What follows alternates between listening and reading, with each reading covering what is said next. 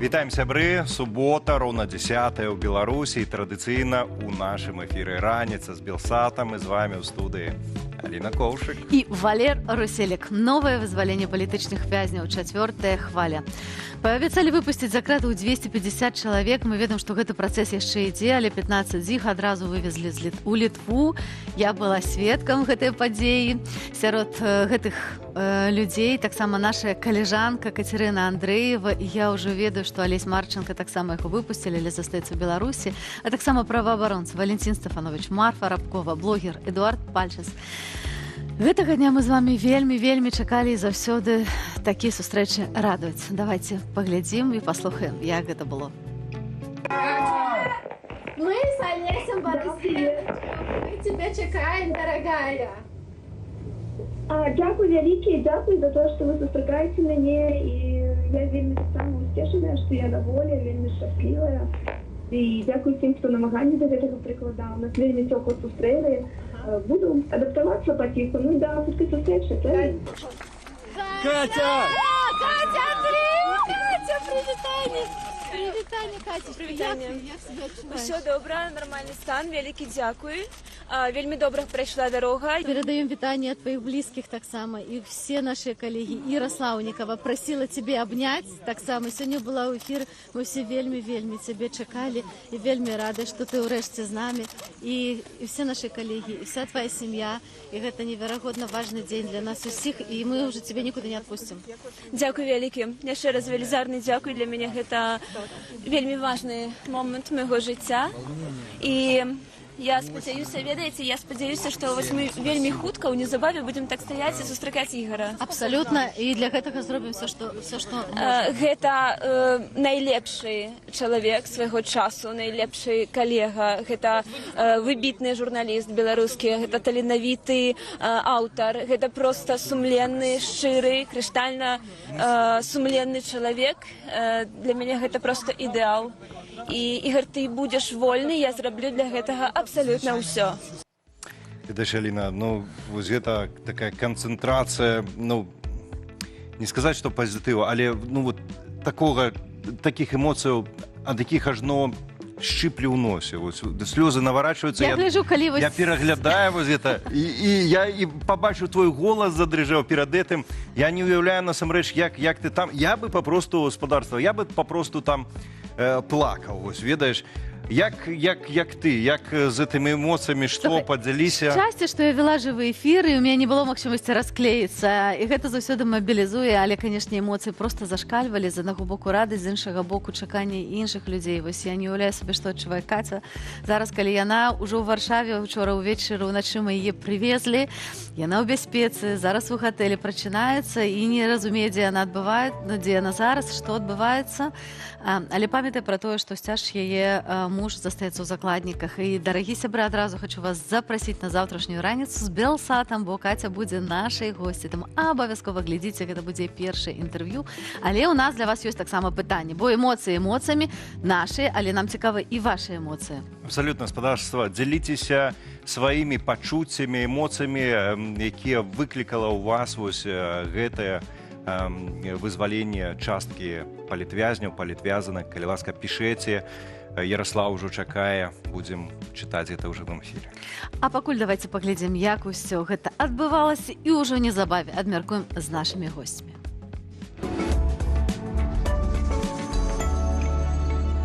Памілаваныя 19 сакавіка палітвязні пачалі выходзіць з беларускіх калоніяў. Эту інфармацыю пацвердзілі праваабарончая ініцыятыва «Дысідэнт BY» і офіс Святланы Ціханаўскай. Працэс вызвалення 235 чалавек, якім дазволена застацца ў краіне, пачаўся учора і працягнецца сёння. Спецпасланнік ЗША ў справах Беларусі Джон Коул выказаў асцярожны аптымізм. Паводле яго, існуе шанец, што ўсе палітвязні ў нашай краіне могуць быць вызваленыя да канца года. Пра гэта дыпламат заявіў інтэрв'ю пасля перамоваў у Менску з Александром Лукашенком, падкрэсліўшы, што працэс ідзе няпроста. 15 экспаліт зняволеных рэжым вывез у Літву. Сярод іх і наша калежанка, журналістка Кацярына Андрэева. Яна правяла за кратамі амаль 5,5 гадоў. Яе вывезлі ў Літву без дакументаў, пакінуўшы без магчымасці вяртання. На вялікі жаль, мой муж, журналіст Ігор Ільяш, застаецца на сённяшні дзень у калоніі, і гэта вельмі балюча для мяне. Я думаю, што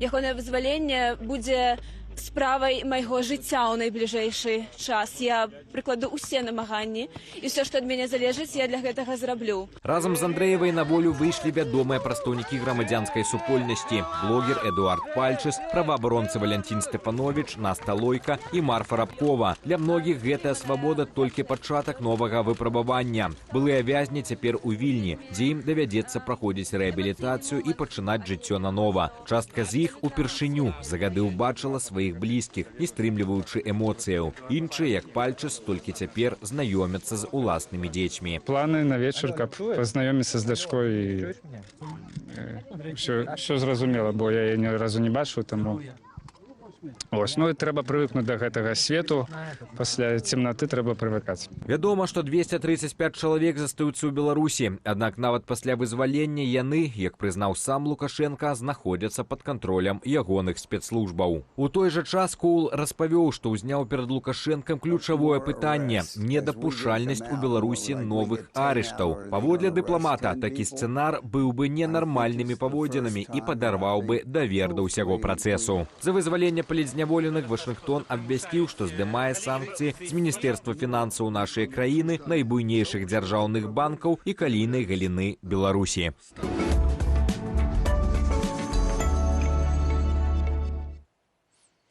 Як адбывалася вызваленне, хто каго перагуляў бы, і такія пытанні задаюць. У нас у студыі галоўны дарадца Святланы Ціханаўскай-Франак Вячорка, а таксама з намі Ганна Федарона, кіраўніца фонду і шэлтару для палітвязняў «Прытуля мяне». Добры дзень, вельмі радая, што вы з намі. Прывітанне. Добрая раніца. Сапраўды, сёння раніца у нас добрая, ёсць добрыя навіны. Ведаю, што гэтае вызваленне Франак рыхтавалася доўга. І нават зрывалася, бо мелася быць раней. Раскажаш нам нейкія інсайды, як праходзілі перамовы, тое, што можна адкрыць? Не, ну гэта працягваецца ў рамках гуманітарнага трэку. Пачалося год таму назад, калі прыйшла новая адміністрацыя ЗША. Яны ўзялі вызваленне людзей за свой прыярытэт. Спачатку вызвалялі сваіх грамадзянаў, амерыканскіх грамадзянаў, потым замежных грамадзянаў, еўрапейскіх краінаў, Японіі і іншых, а потым пачалі дапамагаць нам. І беларуская тэма стала адным з прыярытэтаў вось гэтай адміністрацыі. Яны робяць гэта для нас. Яны робяць это ў камунікацыі з намі. Яны камунікуюць з усімі, канешне. І цяпер вядуць перамовы, нелёгкія перамовы з Менскам, каб вызваліць усіх. Ну і Джон Коул, спецыяльны пасланнік, ён сказаў, што менавіта такую задачу паставіў Трамп. На жаль, адбываецца гэта не так хутка, як нам хацелася, адбываецца невялікімі партыямі. Было група 30, была група 115, зараз група 250. Ну, калі ў такой прагрэсе лічыць, што наступная група павінна быць яшчэ большая, мы бачым, што самі візіты адбываюцца прыкладна кожныя 3 месяцы. І зараз працяг гэтых размоваў вядзецца, каб вызваліць усіх, і Джон Коул у сваіх інтэрв'ю падкрэсліў, што ён не спыняецца. Мы ж свайго боку будзем падтрымліваць інфармацыяй, дадзенымі. Дзякуй вялікі праваабаронцам, якія складаюць спісы, збіраюць інфармацыю пра палітзняволеных. Дзякуй усім ініцыятывам, Ганны і іншыя, якія прымаюць палітвязняў, каб яны адчувалі сябе добра, упэўнена і вярнуліся да жыцця як можна хутчэй. Ну, власна, тады пытанне да Ганны. Ганна, а вось шэлтары, арганізацыі, якія дапамагаюць палітвязням, якія апынаюцца за мяжою, як там рыхтаванне вялося, ці была нейкая інфармацыя папярэдняя, да чаго рыхтавацца, альбо это такі працэс, што да невядома да чаго, давайце лепей загадзя падрыхтуемся. Так, ведаеце, шэлтар працуе ўжо амаль 4 гады, у красавіку будзе 4 гады, і мы заўсёды гатовы, таму што людзі да нас едуць на працягу 4 год, прыязджаюць палітвязні, якія выходзяць з турмаў у Беларусі і прыязджаюць да нас. Вось. І таму мы заўсёды гатовы, заўсёды чакаем. Але як такі вялікі наплыў людзей, як было ў снежні, Так, то было першы раз было, так скажу, цяжка. Мы не былі падрыхтаваныя, каб адразу вялікую колькасць людзей прыняць. Таму мы запрасілі ў людзей дапамогі, прасілі коўдры, прасілі падушкі дадатковыя. Зараз мы ўжо тым людзям, якія ў снежні да нас засяліліся, яны ў нас ужо выходзяць у самастойнае жыццё. Мы ім гэтыя коўдры, падушкі раздаём з сабой, таму што на кватэрах не заўсёды ёсць рэчы.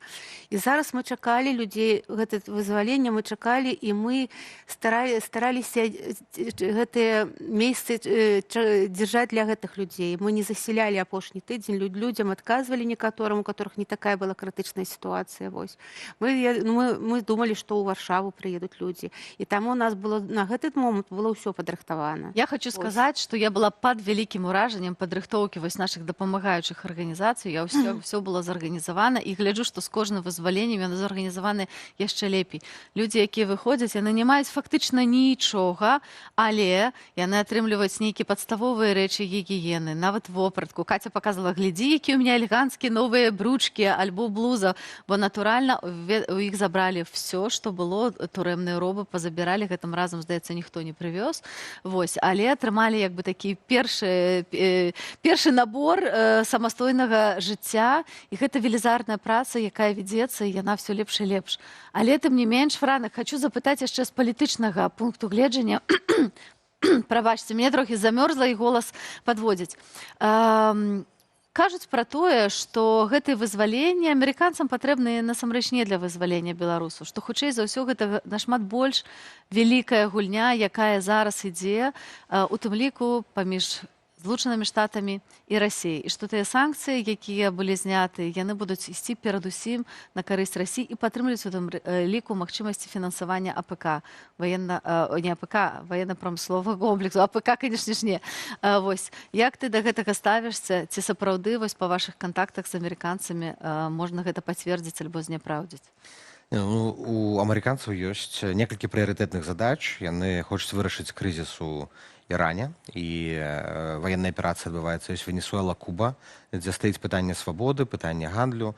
У іх уяўленне ёсць, што мы супрацоўнічаем з тымі, хто адкрыты да нашых каштоўнасцяў, ідэяў і адкрыты да нас. А з Беларусю, каб нармалізаваць адносіны, ёсць некалькі рэчаў, якія трэба вырашыць. Это спыненне Беларусі ў вайне, удзелу ў вайне, і другое — это вызваленне палітвязняў, спыненне рэпрэсіяў. Яны пачынаюць менавіта з вызвалення палітвязняў, спынення рэпрэсіяў. Яны настроеныя рашуча. Не так шмат краін у свеце, якія такую ўвагу Злучаных Штатаў маюць, і ўвагу з пазітыўнага боку. Было б нашмат горш, калі б амерыканцы адразу прыйшлі і казалі, давайте гандляваць, давайте купляць адно рэчы. Не, яны кажуць, перад тым, як гаварыць пра нейкія больш доўгія рэчы і гандаль, давайте вы спачатку вызваліце людзей. Я думаю, што на гэтым этапе размова ідзе толькі і ў першую чаргу пра рэпрэсіі, пра людзей, пра выцягванне людзей з турмаў. Тыя людзі, якія займаюцца Беларусю, адміністрацыі ЗША, яны выдатна ведаюць, што такое рэжым, што такое цяперашняя сітуацыя, што такое тэрор. І это і Джон Кол, і Кріс Сміт. Я не думаю, што там ёсць нейкая наіўнасць. Цяпер уступаць у нейкія здзелкі з Лукашэнкам, альбо лічыць яго нейкім міратворцам, у нейкай вялікай гульні, досыць наіўна было бы. А амерыканцы не наіўныя, яны ўсё выдатна разумеюць, яны проста крок за крокам рэалізуюць гэтую стратэгію дээскалацыі. Паглядзім, куды гэта нас прывядзе, таму што калі ўсе будуць на свабодзе, калі рэпрэсіі будуць спыненыя, магчыма, гэта створыць новую рэальнасць для Беларусі. І вось тады нашая задача, беларускае грамадства, будзе гэтую новую рэальнасць неяк скарыстаць. А мяне, ведаеце, спадарства зачапіла такое слово ў каментары Джона Коула, слово «жорстка». То бок мы больш жорстка нават гатовыя гаварыць з Лукашэнкам. І, канешне, там за зачыненымі дзвярыма застаецца змест гэтых перамоваў, у тым ліку і атмасфера гэтых перамоваў. Але мы бачым, што, напрыклад, калі Лукашенко раней быў настроены на тое, каб усіх выкідваць за мяжу, ствараючы гуманітарны калапс, то цяпер абсалютная большасць застаецца у Беларусі. Ці гэта ёсць сведчанне таго, што амерыканцы у тым ліку і так больш жорстка падыходзяць. Абсолютно. Яны выставляюць больш жорсткія патрабаванні. Яны выставляюць і патрабаванні спынення рэпрэсіяў, Зноўку ж, і упершыню. каб людзі атрымалі права застацца ў краіне. Яшчэ пару месяцаў таму назад было цяжка гэта ўявіць. Усіх выкідвалі з Беларусі адразу, без дакументаў. Зараз большыня, 90% засталіся ў Беларусі. Яны ставяць непрыемныя пытанні Лукашэнку. Усе 5 гадоў у нас жа былі спробы знайсці тых медыятараў, перагаворшчыкаў. Святлана Ціхановская сустракалася там з рознымі краінамі, лідарамі, каб яны намякнулі Лукашэнку. Як толькі Лукашэнку кажуць, вызваляй палітвязняў, ён сыходзіць. Я не буду гэтым займацца, ніякага дыялогу не будзе. А амерыканцы ставяць патрабаванні ў лоб, і Лукашенко ўжо загнаны у кут, яму даводзіцца вызваляць, таму што ёсць ціск, санкцыі ў ізаляцыі, яму патрэбныя гэтыя кантакты, як саломінка, ён за іх чапляецца. І тут проста склаліся зоркі такім чынам, што ёсць амерыканская адміністрацыя з палітыкай, непрадказальнай палітыкай Трампа, ёсць страхі Лукашэнкі, ёсць канкрэтная задача вызваліць людзей, пастаўленая прэзідэнтам ЗША, і ўсё неяк дапамагае нам ствараць новую дынаміку вот у гэтай сітуацыі. І яны жорстка размаўляюць. Лукашэнку вельмі непрыемна. Ён даў пра гэта вельмі выразна зразумець у сваіх каментарах пасля сустрэчы з амерыканцамі, але то, што яму непрыемна, значыць, яму... Это яго праблемы, Это яго праблемы, ўрэшце-рэшт. Ганна, а вось ті людзі, якія прыязджаюць у шэлтэр, як яны рэагуюць? Ці яны расказваюць пра тое, што яны перажываюць? І ці яны кажуць, што трэба здымаць санкцыі альбо трэба паслабляць санкцыі? Ёсць у вас такія размовы ў шэлтэры? Ёсць такія размовы, яны расказваюць, па-першае, не пра сябе, а пра тых людзей, якія там засталіся. Кожны хочуць расказаць, а ведаеце, там такі чалавек, пра которого не ведаюць, а яму там 20 гадоў далі. І мы тады даём спасылку на вясну, каб яны рэгістравалі гэта ўсё. Таму што яны пра зняцце санкцый ніхто пра гэта не кажуць. Яны кажуць пра тое, што трэба на яго давіць, таму што яны выходзяць з тюрмы. Ведаеце, мне вельмі ўражвае тое, што людзі настроены так аптымістычна. Нема такіх людзей, которые уже кажуць, што жыццё скончылось, усё, наадварот, я нават вучуся ў іх, таму што мы тут ужо больш за мяжой такія зрабілі, што ўжо там ўсё. А яны выходзяць, не, мы будзем змагацца, мы будзем далей. Вось гэта так натхняе, так хочацца далей, таму што людзі выйшлі з такіх умоваў, не горшых у 100 разоў, чым мы ў эміграцыі апынуліся, і яны гатовыя зноў да барацьбы. Што мяне ўразіла ўчора ў Вільні, калі мы былі на сустрэчы з усімі вызваленымі палітвязнямі, гэта вельмі вялікая дабрыня ў вачах, асабліва вось гэтых мужчынаў, амаль паголеных, ведаеце, налыса. Яны глядзяць на цябе, у іх столькі цепла, столькі такога клопату. І я вось думаю, што сапраўды самае галоўнае, што мы зараз можам зрабіць, гэта аказаць клопат ім. У тым ліку можам падтрымаць і фонд, шэлтэр, якім кіруе Ганна, прытуляй мяне, тыя людзі, хто могуць гэта зрабіць, калі ласка, зрабіце. Але у нас ёсць яшчэ одно пытанне, якое мы не можам не абмеркаваць. Ёсць, таму што все-таки не можам устрымацца ад пэўнай канспіралогіі. Паслухайце, такое супадзенне, што адначасова з такой важнай тэмай вызвалення вялікай колькасці палітвязняў з'явіліся фотаздымкі Анжелікі Мельнікавай, меркавана Анжелікі Мельнікавай. І частка медыйнай увагі ўсё роўна перацягнутая туды. Гэта, на вашу думку, гэта папросту супадзенне так склалася, ці ўсё-таки спроба можа неяк размазаць тэму палітвязняў, скіраваць кудысьці ў іншы бок, можа ачарніць? Як вы думаеце, адкрытае такое пытанне? Напрыклад, я лічу, што гэта фейк, што гэта не Анжеліка, што каб яна... Гэта была Ганна і твае фоткі з мацоўні. Так, можа быць, я так лічу, што гэта... Каб яна была жывая, каб яна была ў Беларусі, даўно ўжо яны паказалі, яны ж любяць гэтым хваліцца, што вот наш сотруднік, там ўсё у вас, там ўсё. Я лічу, што гэта неправда, тым больш, што у Анжелікі на плечы была татуіроўка, а там яе няма, адкуль куды яна знікла. Гэта маё асабістае меркаванне. Я не ведаю дакладна, як што, але я лічу, што гэта фейк. Франак, а ты? Тут няма ніякай яснасці, наколькі это праўдзіва, і каментары бацькі таксама досыць дзіўныя, як бы это каментар няпэўны, размаўляла, ўсё добра з ёй, нібыта і без інтарэсу. Мы ж не ведаем, што ці маглі яму сказаць, так сказаць, па такім ціскам таксама людзі знаходзяцца. І сапраўды гэта не падобна на рэжым, таму што калі б рэжым меў Анжеліку, ён даўно яе выкарыстоўвае, ён як з Пратасевічам, ён адразу тады раскручвае гэтую гісторыю. У цяперашнім свеце тэхналогіяў камераў немагчыма схаваць чалавека так проста, асабліва калі ён ходзіў у мацоўню публічную. Калі фейк, то для чаго ён? Сапраўды, каб размазаць тэму Так, палітвязня? так. Ці што гэта? Ну, увагу яно перацягвае, безумоўна, і замежныя медыі паказвае, дыскрэдытуе, што вось, маўляў, от дэмакратычныя сілы тут Вось яны якія. агентку мелі ці яшчэ нешта. Ну, безумоўна, яно адцягвае увагу ад поспеху і пакідае такі шлейф, такі таксічны, расчаравання, паразы. А здача рэжыму — это менавіта ствараць такі пастаянны негатыў, сум, ўсё развалілася, ўсё кепска, каб усе паміж сабой грызліся. Вось, і яны закідваюць пастаянна такія рэчы, фейкі, выпрабоўваюць на аўдыторыі розныя там канспіралагічныя версіі, як што зойдзе. Ну, гэта рэжым, сталінскага тыпу рэжым. Ён заўжды будзе змагацца супраць нас, а нам трэба змагацца з ім пазітывам, упэўненасцю, цвёрда ісці да сваіх мэтаў, таму што мы з вамі ведаем, што робім. Франак, як заўсёды, не прамінуў выдаць базу. Абсолютно. І думаю, у гэтым ёсць і сэнс, а што не толькі іншым выдаваць базу. Дзякуй вялікі. Франак Вечорка, галоўны радца Светланы Ціхановскай. І таксама нагадай, на прозвішча забыла, Федаронак, так.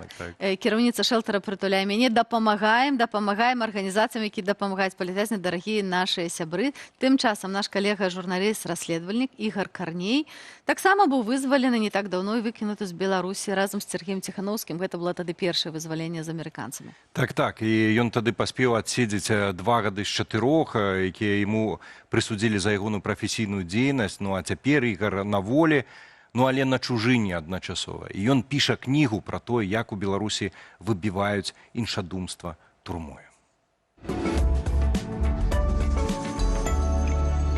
Седзячы ў штрафным ізалятары, там памяшканні камернага тыпу, ну, прыходзілі думкі, а чым я лепшы, напрыклад, за Вітольда Ашурка, які ў гэтай жа калоніі, у гэтай жа, магчыма, камеры, дзе я сядзеў, памёр, ці Алесь Пушкін, які не выжыў, ці Ігар Леднік, ці іншыя там людзі, ну, якія, ну, проста фізічна не змаглі супрацьстаяць сістэме і, ну, просто іх арганізмы не вытрымалі, а чым я, напрыклад, лепшы. Ну, але мне ўдалося вось эту планку перакрочыць, і я тут. Ну, вось яшчэ цікава, што пасля выхаду, так, па звычцы, рукі самі цягнуліся заняць становішча, якое патрабуюць вертуха і ахоўнікі, ну, каб былі за спіной. То бок за пару гадоў, ну, настолькі гэта ўвайшло ўжо такі звыклы абіход, што, ну, становішча, рукі за спіной робяцца такой нармальнай з'явай. Ну, трэба, конечно, ад гэта адвучвацца. Ну, вось тут такі вот цікавы турыстычны транспартны сродак. Ну, мне заўсёды згадваецца аўтазак. Гэта таксама транспартны сродак, але для перавозкі зняволеных. Ну, на жаль, это вельмі кепскія ўспаміны, таму што гэта, ну, проста яшчэ адно катаванне, таму што цябе заўсёды як палітычна перавозяць у кайданках, у тебе няма ніякай свабоды там перамяшчэння, заўсёды гэтымі кайданкамі мусіш схапіць там 2 сумкі свае з нажытым добром. Ну, на жаль, вось пераслед палітычных звязаны з тым, што уводзіцца рэжым інкамунікада, асабліва калі вось это штрафныя ізалятары, ПКТ, ўсё, што звязана з тваім, ну, сыходам проста ў такую самоту вымушаную, то падтрымлівае, конечно, найперш это сям'я. То бок думкі пра тое, што ты не мусіш зламацца, што ты мусіш сустрэцца з дзецьмі, з жонкай, з маці, гэта, ну, трымала як бы на плыву. Ну і плюс салідарнасць такая агульная, конечно, фільтруюцца ўсе лісты, уся карэспандэнцыя, і ўжо на пачатку адразаюцца сябры, калегі, знаёмыя, няма ні ад кога ніякай весткі, але разумееш унутрана, што, ну, цябе не кідаюць, цябе проста, ну, вось, вымушанае падтрымліваць, таму што зараз усё беларускае грамадства такое, што адзін за ўсіх і ўсе за аднаго. Ігар Малайчынка кажа, што яго падтрымлівала сям'я, а нас, дарагія сябры, падтрымліваюць вашы каментары, таму не забывайце іх пісаць, адказваць на нашы пытанні. Ужо пішуць, цудоўна. Што пішуць? Ох, што пішуць, але давайте спачатку пачнем, што пішуць у беларускіх соцсетках. Сапраўды шмат было цікавага. Канешне, зараз самая галоўная тэма — гэта вызваленне палітзняволеных. Ну і тут і наш увесь эфір таксама пра гэта будзе. І была пэўная рэакцыя на гэтую падзею. І ведаеце, па-першае, аддалі належнае і спадару Джону Коулу. Вось зараз мы пабачым пост у трэдзе, там напісана: «Трэба будзе потым назваць вуліцу ў гонар гэтага чалавека.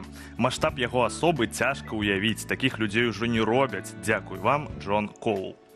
Ну, то бок, не кепска, аддаюць, не кепска. аддаюць Але я належна. б спачатку дала бы імёны наших беларускіх герояў, а ўжо потым Джона Кола. Насамрэч, у нас дакладна. вуліцаў на ўсіх хопіць. Галоўнае, каб у нас Можем і былі Джону Колу даць. топографічныя камісіі былі нармальна. Павыкідваць усіх гэтых Леніных, Крупскіх, вот Кол, лепей хутчэй, так? сяброў Беларусі. Ведаеце, вось пад тым пастом яшчэ былі цікавыя каментары, дакладныя пра Трампа. Там казалі, трэба яму таксама ганаровую грамату. То бок Коул улицу назваць, Трамп ганаровая грамата. Нормально. Нормально. Ідзе. Ну тады давайте далей пойдзем, бо нехта ўсё ж такі ацэньвае ўклад Трампа больш, чым ганаровая грамата. Вось як вам такое? Паглядзіце, калі ласка. Зараз такое з'явіцца. Вось гатэль імя Трампа ў Менску, наколькі я Замест Палаца разумею. Рэспублікі. Я бачу, што можа Іван Шыла гэта прапануе. Да. Вось. З аднесеннем да I have a dream. Ну, гэта лепш, чым Трамп Тауэр. Ну так, дакладна. Але Дакладна. не. Ну, мы можам як бы праводзіць перамовы. Ну так, але, ну, канешне, гэта варта адзначыць, што сапраўды было шмат вось такіх падзяк амерыканскім палітыкам за тое, што выйшлі людзі. Гэта для беларусаў, я думаю, галоўнае. І мы І таксама ведаеце, я вам яшчэ некалькі допісаў пачытаю. 21 век. Работорговля в Беларуси во всех красках авторитаризма. Рад за каждого и печально от такой необходимости. Ну, Я хочу тут прыгадаць то, што сказала Катя Андреева ў сваім першым каментары, калі выйшла. Яна падзякавала Колу, Трампу і сказала пра стрыманую ўдзячнасць беларускага боку. І лічу, што гэта тролінг найвышэйшага ўзроўню проста. далей яшчэ такі допіс. Беларусы зноў падзяліліся на тых, хто радуецца і святкуе, і на тых, хто ўжо на іншай старонцы. Ведаеце, я гэта ўзяў, каб проста з гэтым не пагадзіцца, бо мне падаецца, што ну, вось там усе мае сябры, ўсё маё кола былі, яны не палітычныя, але яны былі вельмі задаволены тым проста, што людзі на волі, і гэта самае галоўнае. Але я вам зараз пакажу самы моцны допіс, які я знайшоў у трэці. Ведаеце, у Хемінгуэя была такая гісторыя, што ён там паспорыў са сваімі сябрамі, што ён напіша самы кароткі рассказ, які можа расчуліць любога чалавека. Я такі знайшоў трэці, гэта сапраўды. Хачу пабачыць у спісах імя таты.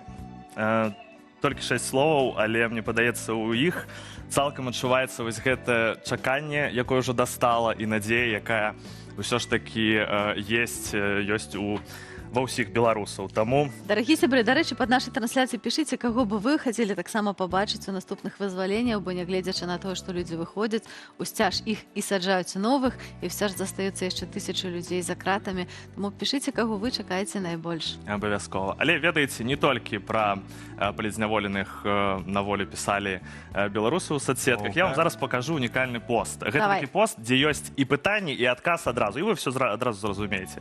Калі ласачка, вось гэты пост. Ну вось он. Ребята из Белоруссии, откуда такой настрой, чтобы из России к вам не ехали? Чего вы боитесь? Ну, карацей, па-першае, пунктуацыя, граматыка, гэта просто, я спадзяюся, што настаўніца расійскай мовы гэтага чалавека гэтага не бачыла, бо можа там і дрэнна стаць. Я спадзяюся, што гэта тролі і боты. Я вельмі на гэта... Вот я сапраўды спадзяюся, што гэта боты. Што не едзе да нас уся гэтая навала. Таму што не хочацца гэтых небесменных людзей, которые ставяць машыны на газонах, калі ідуць на закупы ў крамы. Которые здзіўляюцца, што у нас іншая валюта. Абсолютно, которые кажуць, вы же тут частка России. Вот не трэба нам гэта. Хай на ўзроўні ботаў, іх можна ў прыхожую паставіць, і все. Ведаеце, але ўсё ж такі беларусы умеюць адказваць. Было вельмі шмат моцных каментароў, просто, ну, на жаль, няма часу. Няма часу. Але я просто хацеў бы, каб калегі ўключылі відосік, дзе хлопец адказвае тым расіянам, якія хочуць прыехаць у Мінск. Вось, калі ласка, наш адказ расіянам. Хочется немножечко побольше рассказать о нас, о белорусах. Пару фактов. Я думаю, что еще накидают в комменты вам. Но от меня лично такие, которые первые в голову пришли, это не Белоруссия, Беларусь. Все просто как Магрипаха Николаевна. Второе, Беларусь никогда не дает заднюю. У нас вперед это уперед, а назад это разворачиваюся и уперед. И третий такой факт, мы пользуемся поворотниками. Я просто подметил, что гости из России часто забывают у нас включать поворотники. Мы, если честно, очень гостеприимный народ, мы всегда всем рады. Но хочется закончить видео поговоркой: в гостях хорошо, а дома лучше. Вось як інтэлігентна, ведаеце, Зноўку як... база. У нас сёння шмат спадарства ў выданні базы, ведаеце? Тады па базы яшчэ прапаную прайсціся па санкцыях, бо некаторыя санкцыі накладзены на беларускі рэжым знятыя, таму, дарагія сябры, ад вельмі класных каментараў у соцсетках пераходзім на той, знятыя толькі амерыканскія, але і малая частка з іх. Пра гэта зараз наш сюжэт, і мы абмяркуем з нашай госці, таму глядзім сюжэт, абмярковаем, гатуйце свае пытаннічкі.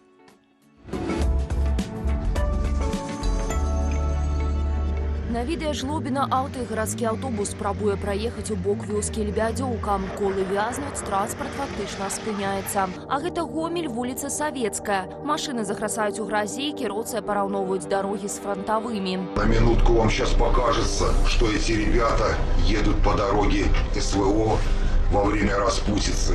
Но, уверяю вас, это далеко не СВО. А ў горадні кіроўцы спрабуюць скараціць шлях да новага кварталу на вуліцы Лідскай і ў выніку застаюцца ў поле. Навігатар вядзе праз бездараж. Раней тут была часовая дарога з бетонных плітаў, але пасля будаўніцтва іх прыбралі. Вясной машыны зноў пачалі масава храснуць у глебе. Амаль бездакорна на гэтым фоне выглядаюць галоўныя трасы краіны. Роўнае пакрыццё, хуткасныя ўчасткі і рэгулярны рамонт, асабліва на маршрутах да вялікіх гарадоў і мяжы. Вось толькі з 86 тысяч кіламетраў дарог у нашай краіне каля 70 тысяч мясцовыя, і толькі 44% з іх маюць асфальтабетоннае пакрыццё. Астатняе гэта гравій, шчыбень або грунт, які ў сезон дажджоў ператвараецца ў гразь. Амаль палова гэтай сеткі вымагае рамонту, а каля 80% дарог эксплуатуецца з абмежаваннямі ў нагрузцы. Пры гэтым сітуацыя з гадамі не паляпшаецца. Паводле афіцыйных звестак, у 2020 годзе ў параўнанні з 2008 працягласць капітальна адрамантаваных мясцовых дарог скарацілася ў 1,3 разу, а штодзённага рамонту ў 2,6. За мясцовыя дарогі, а таксама масты адказваюць рэгіянальныя ўлады, якія часцяком бяруцца за працу, калі аб'екты ўжо ў крытычным стане. Гэтак у Смаргоне ўлетку 2024 мост не вытрымаў 2 рабочых на аўтакране і аўтамабілі. Людзі і тэхніка зваліліся ў раку Оксна. На шчасце, абышлося без цяжкіх пашкоджанняў. Яшчэ адна трагедыя з удзелам рабочых адбылася ў Лідзе. Падчас дэмантажу мосту праз Нёман абрынуліся пліты, у выніку чаго экскаватар з кіроўцам і будаўнікамі ўпалі ў ваду. Іх шпіталізавалі, следчыя завялі крымінальную справу. А ў Менску падчас леташняга рамонту дарожнага мосту на вуліцы Таўстога кавалак бетону упаў на аўтамабіль, які праязджаў пад ім. Але ёсць і перспектывы. Паводле Мінтрансу, да 2030 года плануецца адрамантаваць 25 тысяч кіламетраў дарог у межах дзяржаўнай праграмы «Дарогі Беларусі». На гэта пойдзе 19 мільярдаў рублёў, пераважна з агульнадзяржаўнага бюджэту. Асабліва ўвага, як абяцаюць, будзе надавацца мастам. У краіне больш за 5 тысяч такіх аб'ектаў.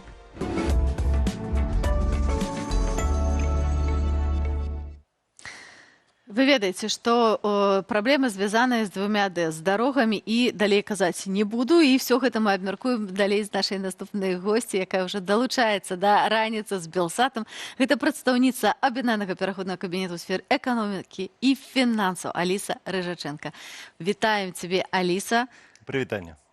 Планавалі паразмаўляць пра дарогі, але прыйдзецца паразмаўляць пра іншае. Пачнем, прынамсі, з санкцыяў, таму што гэта сапраўды тая тэма, якая хвалюе нашых гледачоў. Валера, што ў нас па санкцыях? Ну, па санкцыях вось частку знялі і таксама абвесцілі, што гатовы нават 80% зняць. Вось гэта што? Гэта палёгкі для беларусаў, для рэжыму тут все расквітнее, што даляраў стане больш у Беларусі. Як вось эканамічна вось гэтае зняццё санкцыяў, што азначае для беларускай эканомікі?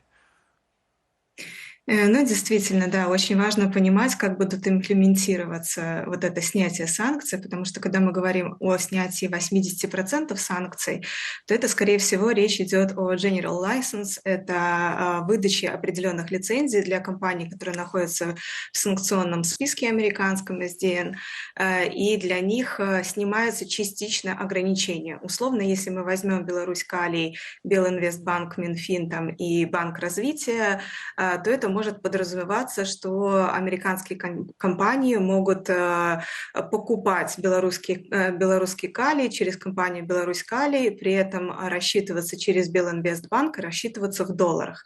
А Белинвестбанк имеет право принимать эти доллары.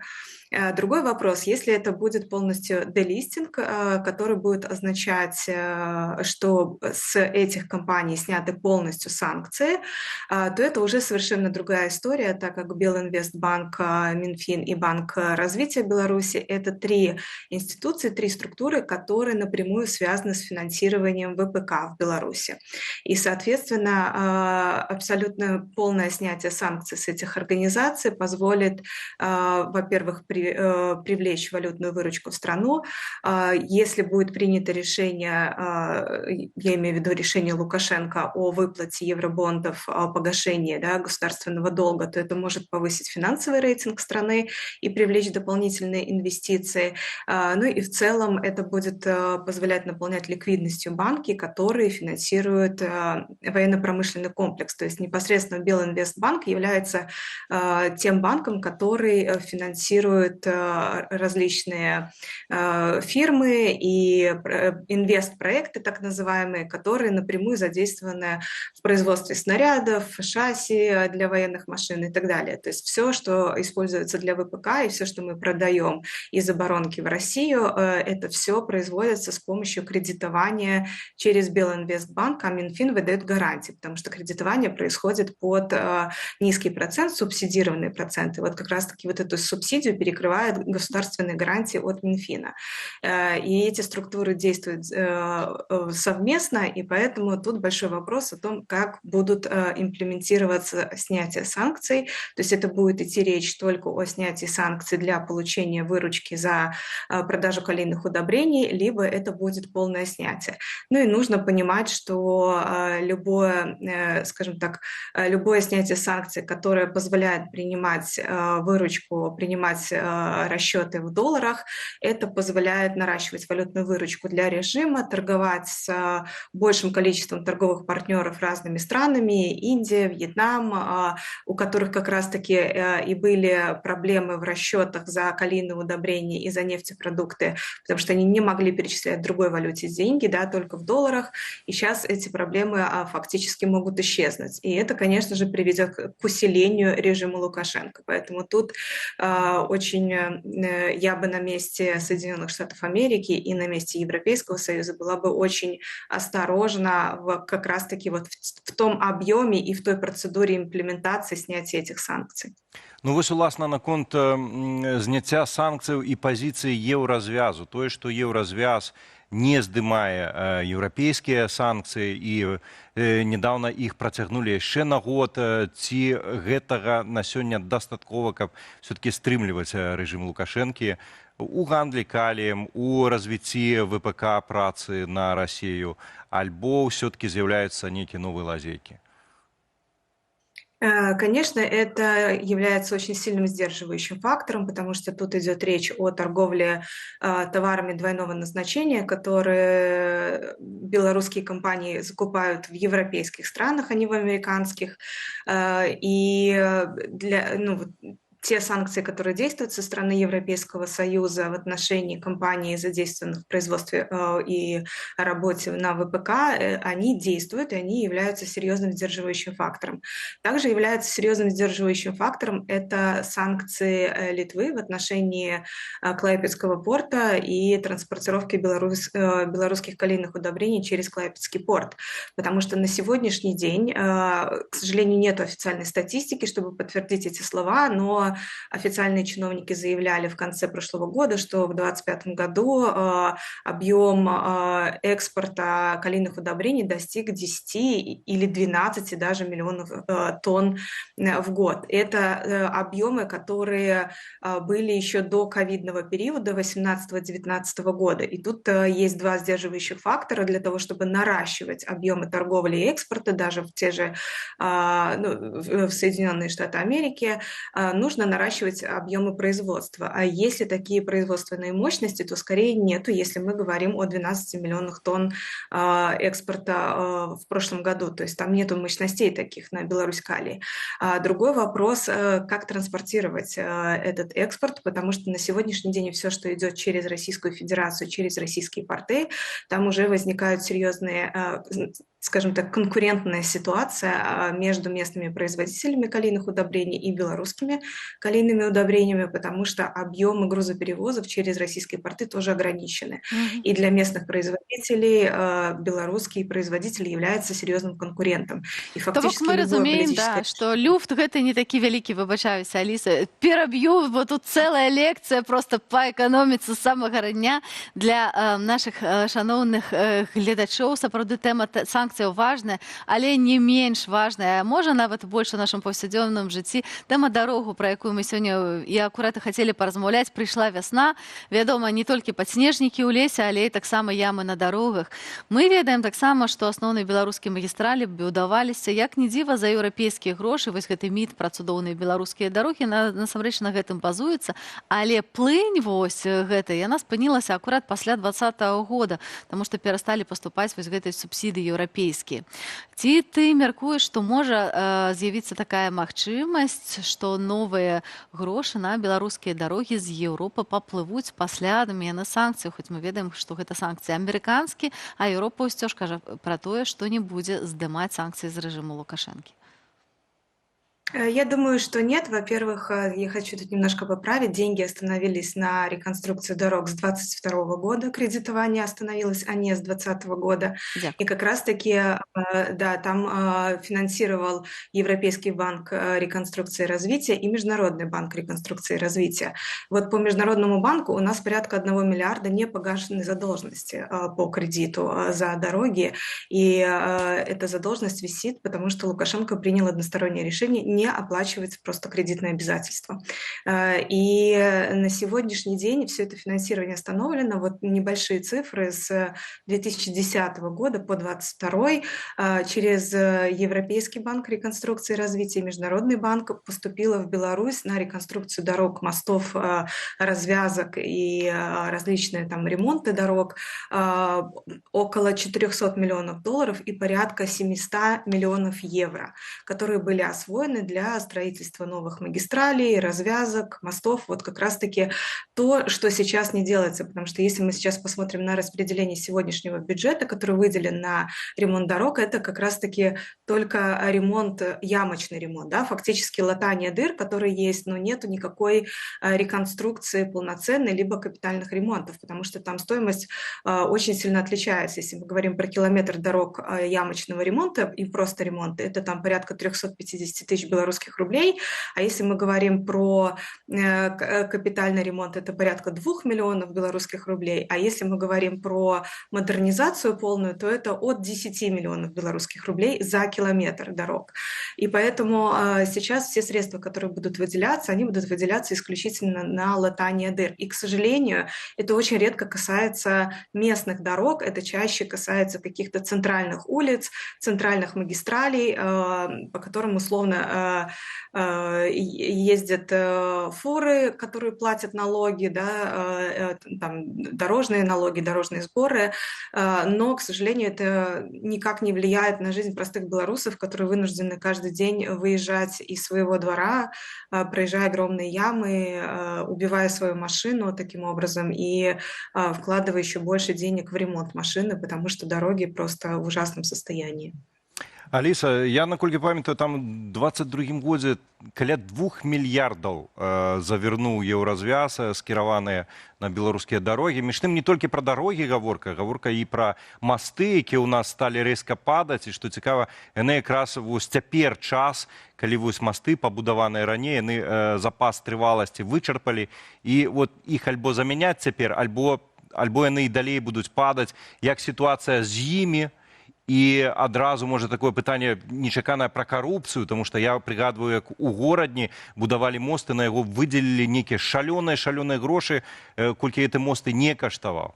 Вось цяперашняя сітуацыя, калі няма гэтых еўрапейскіх грошай, ці яна прыбрала гэтую карупцыю з будаўнічай, з дарожнай, маставой сферы, і што ў нас з мастамі? Ці ёсць нейкія там зрухі, магчыма, да лепшага? Ну, как было сказано в вашем репортаже, да, у нас на сегодняшний день более 5000 объектов. Это мосты, которые нуждаются в том числе в реконструкции, ремонте, укреплении и так далее. К сожалению, денег из местных бюджетов, либо республиканских бюджетов, которые выделены на программу «Дороги Беларуси», даже близко не хватит, чтобы там починить, восстановить хотя бы 25% тех объектов, которые нуждаются в ремонте. Что касается коррупции, она никуда не исчезла, потому что это и есть основа политического режима Лукашенко и, в принципе, всех чиновников, которые до сих пор работают в системе государственного управления. У нас на сегодняшний день нет прозрачной системы ни государственных закупок, ни закупок государственными предприятиями за счет собственных средств. То есть фактически никто не может, кроме там, государственного контроля, проследить, каким образом выбираются подрядчики, за какую сумму они выполняют работу. Никто не сравнивает эти стоимости работы с рыночной стоимостью, и никто не проверяет качество, как выполняют. Чаще всего это происходит через такие условные тендеры, в которых участвуют какие-то знакомые родственники со своими компаниями, которые потом платят откаты тем предприятиям, которые нанимают через эти тендеры подрядчиков. И, к сожалению, это всегда приводит к тому, что стоимость работ завышена, то есть фактически из государственного бюджета выделяется много средств, но при этом работа выполняется мало за эти средства, и качество работ под большим вопросом, потому что никто не может отследить, когда это действительно нанимаются какие-то компании людей, которые платят потом откаты, да, какие-то взятки для того, чтобы их наняли. Фактически, то есть ни у одной, ни у второй стороны нету мотивации инициировать какую-то проверку, какую-либо, да, в случае некачественного выполнения работ за большую стоимость. Поэтому, к сожалению, это... Зразумела, што нам трэба вводзіць як мінімум празрыстыя тендеры, і гэта палепшыць і якасць, і паменшыць кошты. Дзякуй велізарна за тое, што прачнулася разам з намі, далучылася да раніцы з Белсатам. Аліса Рыжыченка, прадстаўніца аб'яднанага пераходнага кабінету ў справах фінансаў і эканоміцы, была з намі. Ну, гаспадарства тым часам вясна прыходзіць не толькі з ямачным ремонтам. Для беларусаў вясна фактычна пачынаецца з галоўнага свята года. Гэта, канешне ж, дзень волі 25 сакавіка. Вось на якіх шляхах бы мы не былі, беларусы задзіночваюцца ў гэты дзень, святкуючы сваё права людзьмі звацца, быць незалежнымі. І вось як будуць святкаваць дзень волі ува ўсім свеце.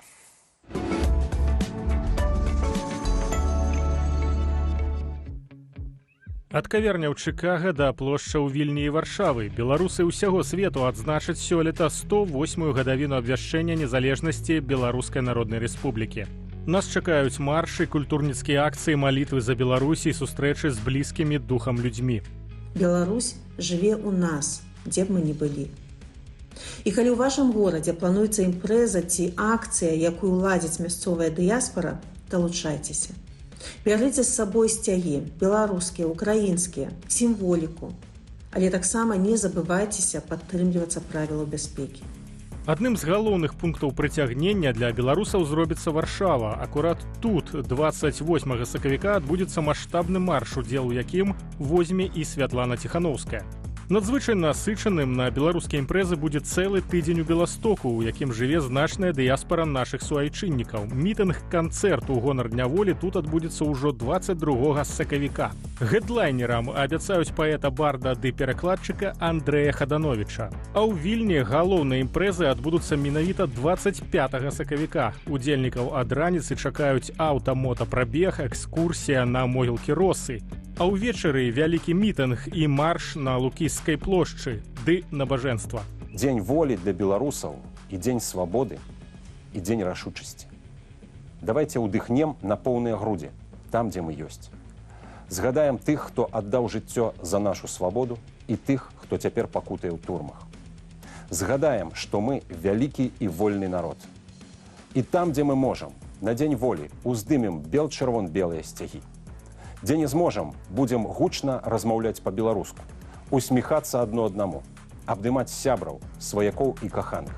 Акрамя Польшчы ды Літвы, акцыі, прымеркаваныя да Дня волі, правядуць беларусы Вялікай Брытаніі, ЗША, Канады ды іншых краінаў. За абнаўленнямі ў раскладзе падзеяў сачыце на старонцы Святланы Ціханаўскай у інтэрнэце, а таксама ў сацыяльных сетках беларускіх дыяспараў гарадоў свету.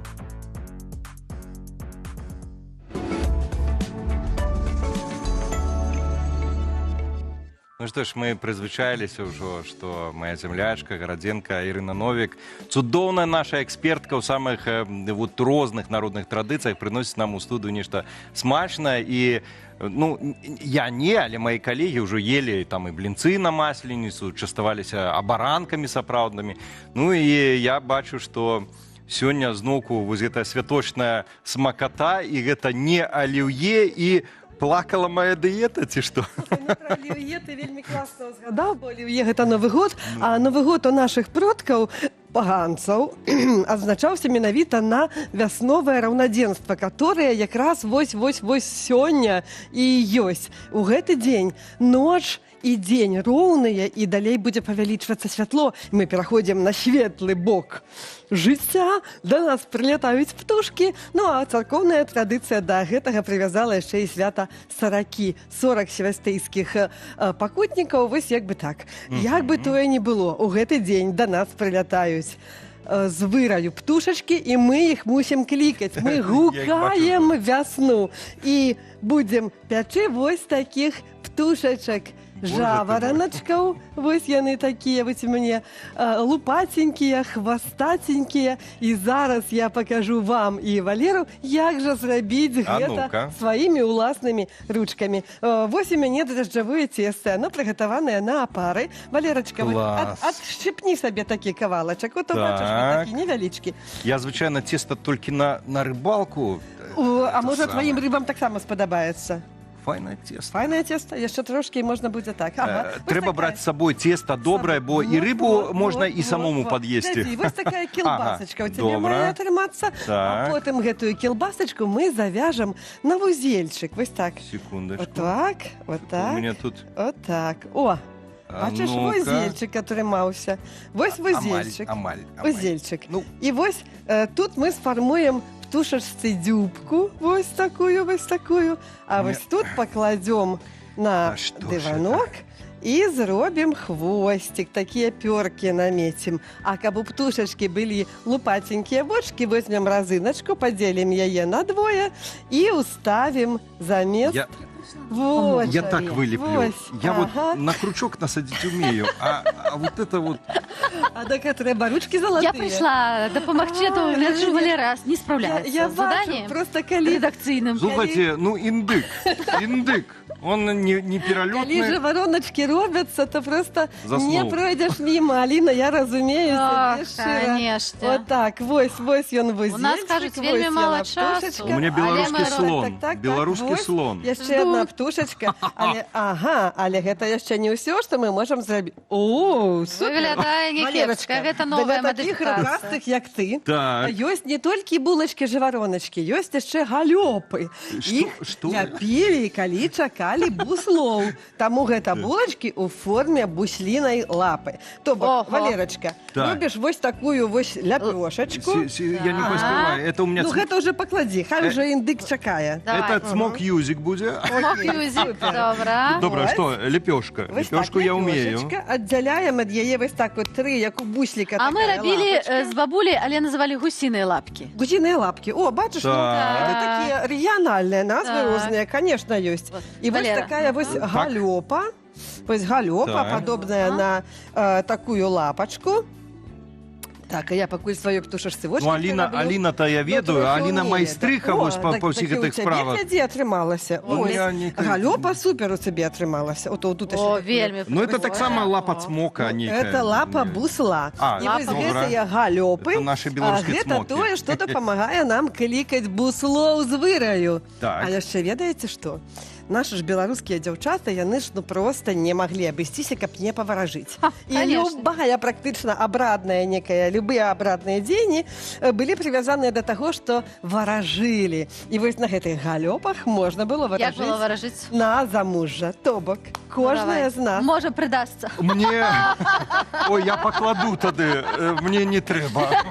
Вось мы перад тым, як пячы, мы возьмем моцна-моцна завараны чорны чай, салодкі. Змажам гэтым все нашыя птушачкі, ото, і галёпы таксама змажам, вось, і паставім іх у печ выпякацца. Вы ж памятаеце, Так, а що як варажыць, Ірачка? У нас мала часу. Варажыць. Ну вось, спячом мы свае галёпы, пакладём іх у радочак і паклічам сабаку. І вось чыю галёпу сабачка першую хопіць, тая дзяўчына першая пойдзе замуж. Фаршу трэба пакласці замест разынак і атрымаеце мужа, мужика. А вось ці муж гарантаваны, я не ведаю, але, напэўна, нейкага нарачонага ці закаханага можна знайсці на спецыяльным беларускім тіндеры. Ірына, вось такія рэчы зараз ёсць. А вы раскажыце, каму вы больш верыце, беларускаму сабаку і галёпам ці ціндерам беларускім? Прыкладанне для онлайн-знаёмстваў толькі для беларусаў. Глядзім уважліва. Наша рэпарцёрка Настя Печанкова выпрабавала і параўнала з папулярнымі міжнароднымі сервісамі, а я пакуль пачастуюся птушачкай. Дзякуй, Іра. Опа! Знайсці каханне адным рухам пальца. На рынок дэйтынгавых аплікацый выйшаў новы беларускі гулец «Прылада Зоркі». Прынцып знаёмы тым, хто калісьці карыстаўся тындерам. Падабаецца чалавек, свайпаем направа, не налева. І так за некалькі хвілінаў перад табой праходзіць дзесятак патэнцыйных партнёраў. Чым новая беларуская аплікацыя адрозніваецца ад іншых сервісаў? Я пратэсціла яго для вас і зараз усё распавяду. Дадатак «Зоркі» з'явіўся на рынку некалькі месяцаў таму. Праграма арыентаваная перадусім на беларускую аўдыторыю і ўжо даступная для спамповання ў App Store, Play Market ды іншых крамах. Для рэгістрацыі вы мусіце ўвесці імя, пошту, дату нараджэння і гендер. У профілі можна пазначыць таксама, што менавіта вы шукаеце: доўгатэрміновыя адносіны, кароткую сувязь, сяброўства або проста сустрэчы. Пазней аплікацыя прапануе расказаць пра сябе падрабязней, пазначыць месца працы або вучобы, наяўнасць дзяцей, стаўленне да спорту, алкаголю і курэння, распавесці пра свае інтарэсы. Але пасля ўвядзення ўсіх звестак карыстальнікаў за межы чакае сюрпрыз. Сістэма не дазволіць скончыць лагаванне. Дапаможа ў гэтай сітуацыі VPN. Далейшы механізм працы аплікацыі амаль не адрозніваецца ад папулярных дэйтынг-сервісаў. Карыстальнікам прапаноўваюць глядзець анкеты і ацэньваць іх з дапамогай свайпаў. Пры гэтым анкеты раздзеленыя паводле інтарэсаў на падарожнікаў, меламанаў, спартоўцаў і айцішнікаў. Калі сімпатыя ўзаемная, адкрываецца чат.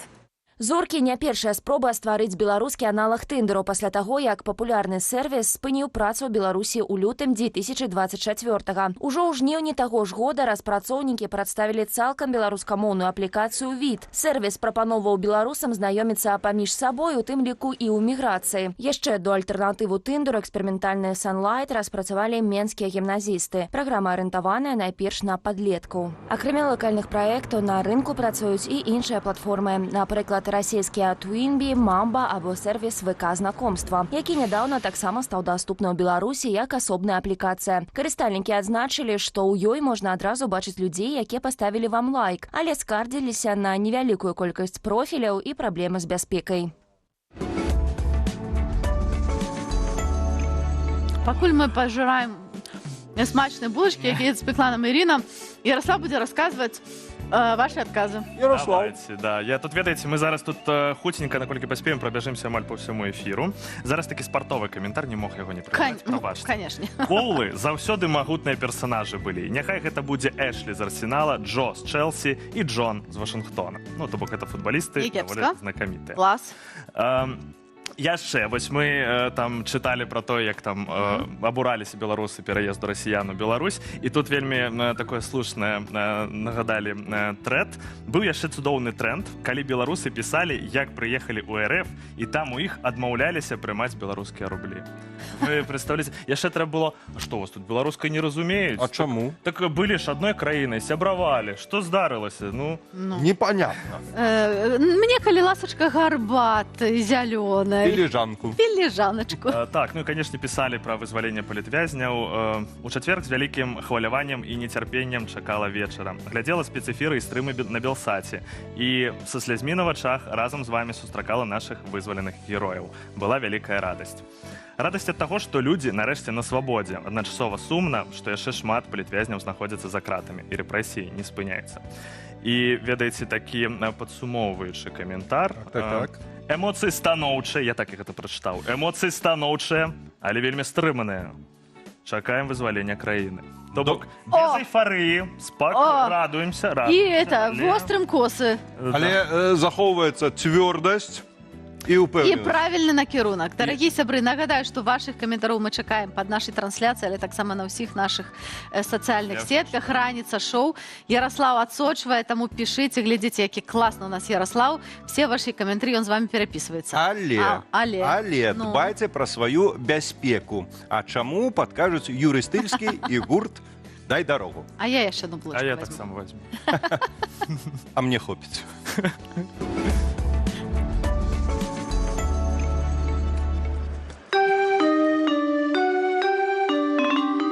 Август был 20-й год, очень жарким. Все орали «Цоя, перемен». Даже моя мама не могла представить, что такое возможен беспредел. Как и все у нас на фирме, я не понял, кто его вообще тут выбирал. И на Беларуси головного мозга то, что думал, то и написал. И теперь я мамкин экстремист, бел-червоно-белый террорист, наркоман и проститутка. Люди, это вам не шутка. Бело-красно-белые купил тюльпаны и пошел по городу гулять. Как и моя мама, я не мог представить, что за это будут убивать. Покалеченный поехал в автозаке, подписал какой-то лютый бред. И в итоге прокуроры запросили за тюльпаны ровно 10 лет. И теперь я мамкин экстремист, бел-червоно-белый террорист, наркоман и проститутка. Люди, это вам не шутка. Первыми лучами солнца в телеграмме каждый день я новости читал. Перемены, перемены, перемены. Верил я, надеялся и ждал. Как обычно на Тутбай лайк поставил. Не поставить я его не мог. И уже через минуту полуголым за ноги тянул меня губок. Мамкин экстремист, бел-червоно-белый террорист, наркоман и проститутка. Люди, это вам не шутка.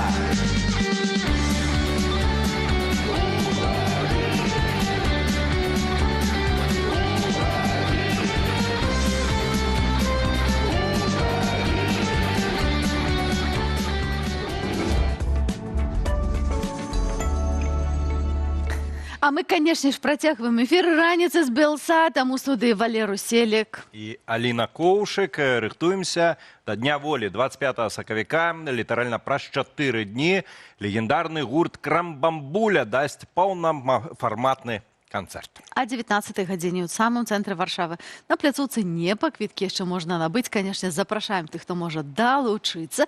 А тых, хто не можа, мы вам распавядзем ужо зараз у раніцы з Белсатам, чаму варта азначыць з Крамбамбуляй Дзень волі.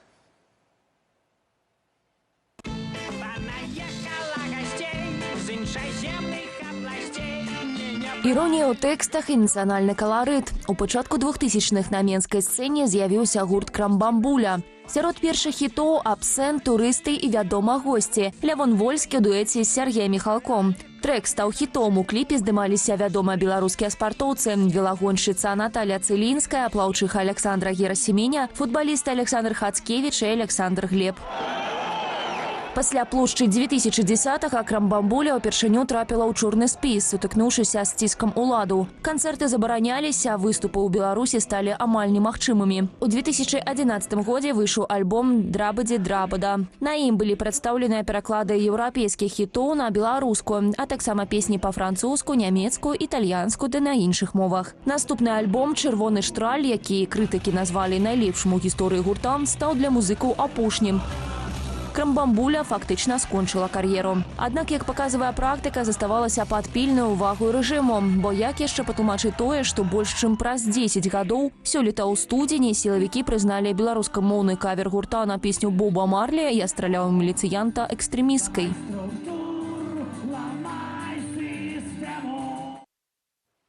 Дорогие сябры, я тут ледзь не сапсавала эфир, але паспела сесці на месца, таму што да нас прыйшла Руфіна Базлова. Я просто не могла не падысці, не паглядзець, якую прыгажосць яна нам прынесла. Гарадзенка, конечно же, мы не можем прамінуць гэты важны факт у яе біяграфіі. Мастачка, якая пераўтварыла беларускую вышыванку крыжыкам не толькі ў мастацкае выказванне, але ў публіцыстыку і ў глобальную акцыю салідарнасці з беларускімі палітвязнямі і пратэстоўцамі. Ну і сюжэты, вышытыя на кашулях, вы могли бачыць, ну, напрыклад, у Владимира Зеленского, украинского президента, вот там аўтазакі, вот это вот все. Вот такі ёсць факт таксама. Руфіна, таму я вяртаюся да таго, што я тут разглядала. Ты принесла свой манументальны праект «Світак».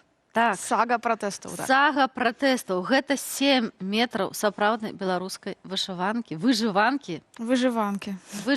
Это Раскажы. все руками, так? Не, гэта машынная вышывка. Гэта машынная. Ведаю, што, Руфіна, ты сама ствараеш вось гэтыя праекты.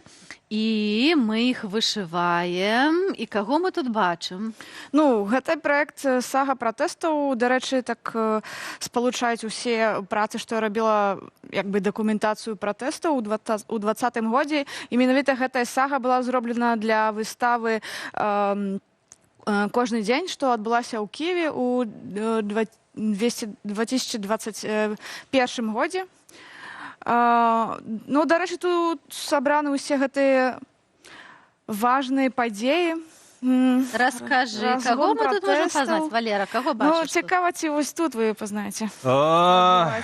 Ніна Багінская? Так, Ніна Багінская. Я гуляю. Ура! А я пазнаю вось гэта. Гэта Белсад. Гэта Белсад? Не толькі Белсад. Не толькі Белсад, но мы-то думаем, што гэта Белсад. Больш зато я скажу, што гэты сюжэт я маю, бо калісьці набыла на Руфіны выставе. Так. І зараз збіраюся гэта падарыць Каці Андрэевай. Гэта беларусы. Выпусцілі з турмы. Гэта таксама беларусы, і гэта беларусы, і гэта. Толькі гэты уцікаюць, а гэты наганяюць. Нас шмат, але мы ёсць, так. Разглядаем далей. Ну, вось гэтая сітуацыя з пратэстам. А чаму менавіта крыжык? Раскажы, Руфіна. Бо гэта не самая беларуская вышыванка. Я ведаю, самая беларуская. Я ведаю, што гладь важная. Так, не самая, ёсць яшчэ іншыя, канешне, тэхнікі. А гэта, ну, таму што я так працую. Я працую як бы з пікселем. Гэтыя сюжэты ствараю графічна на камп'ютары, і потым гэта магчыма як вышываць, друкаваць, так што таксама магчыма рабіць анімацыі і розныя формы, і маштабы таксама. А мне подумалася, што это вот штосьці такое, ну, калі взятая вышыванка, вот этнічная, архетыпы, і гэта, па сутнасці, летапіс чагосьці эпахальнага для беларусаў увогуле. Ці можна сказаць, што это вот сучасных гісторый, так. І гэта адсылка такая вот да агульнанароднага такога.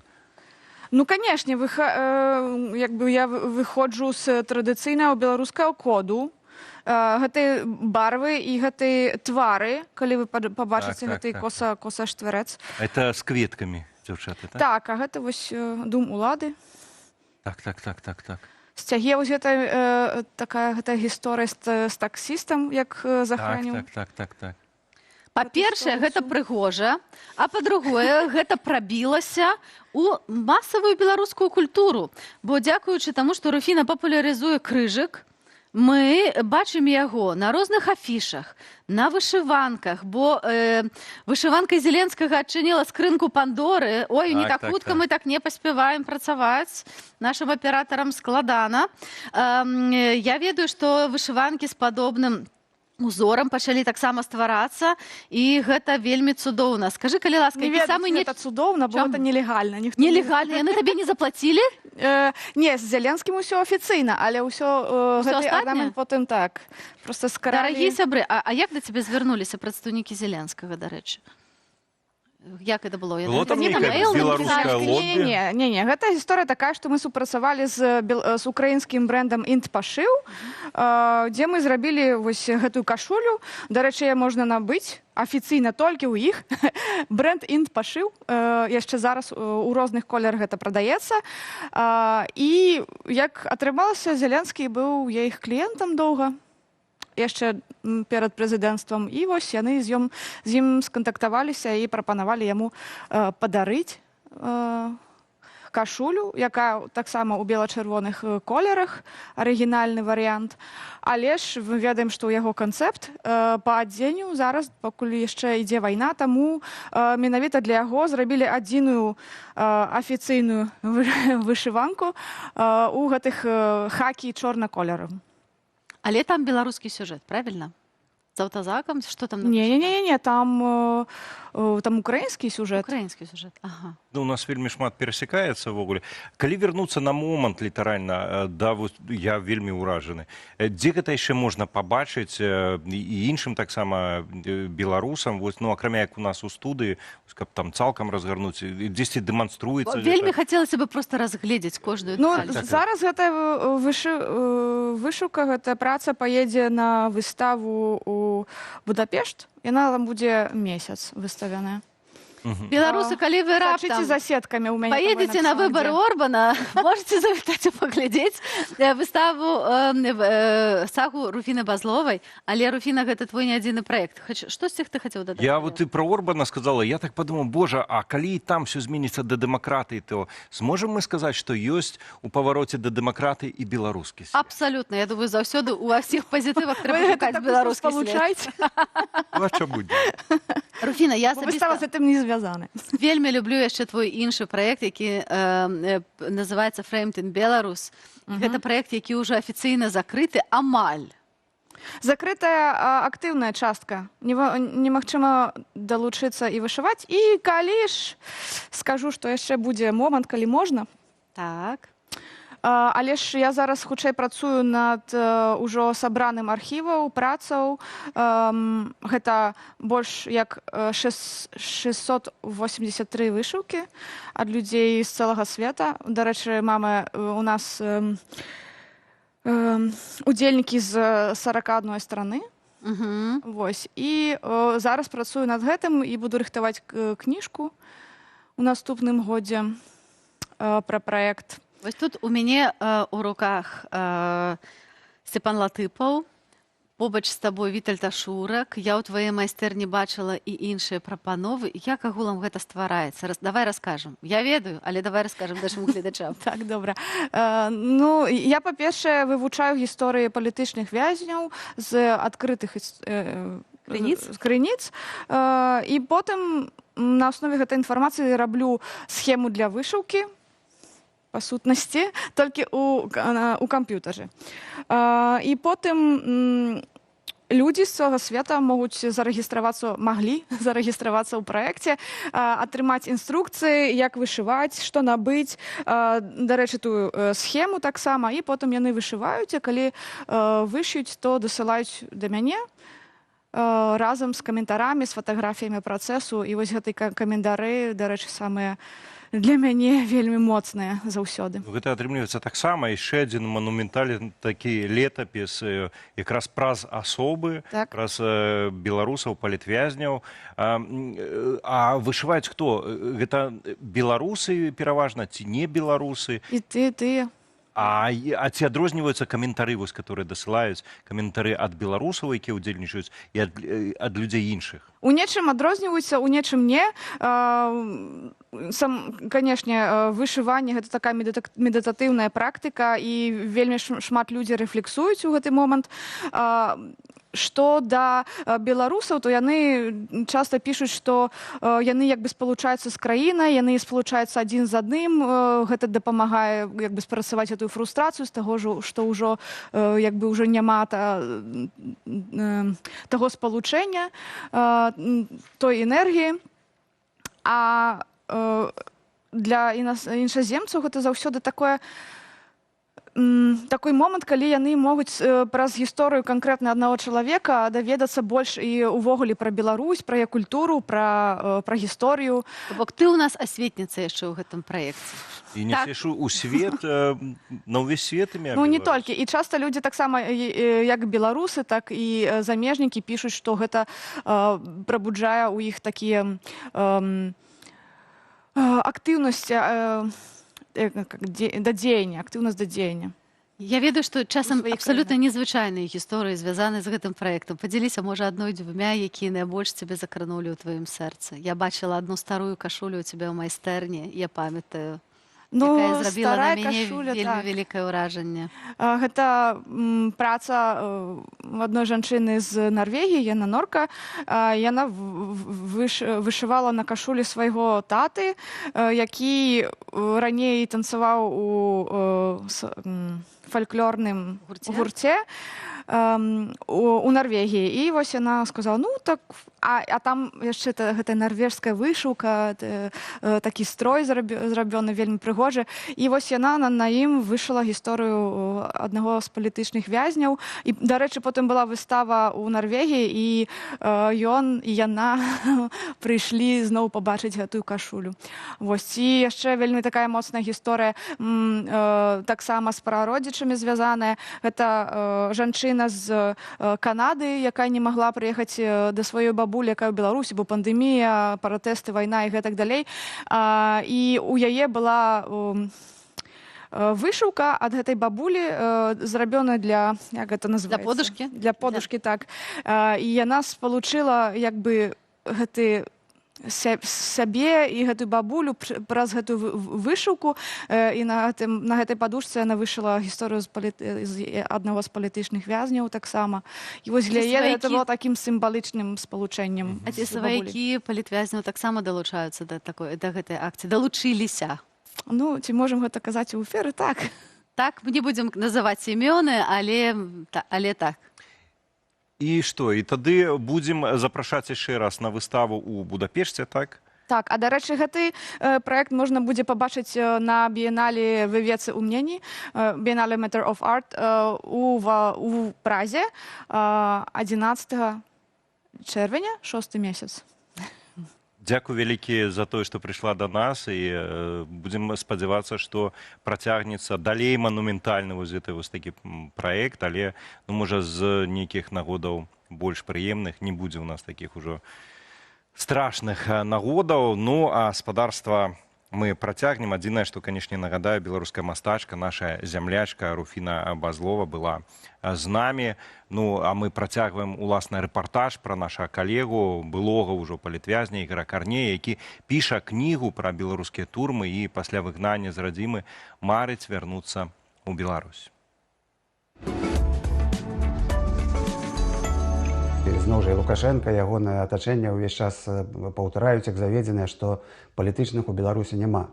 Тым не менш, іх дзесяткі тысяч, не то, што там адзінкі, як у папярэднія прэзідэнцкія кампаніі.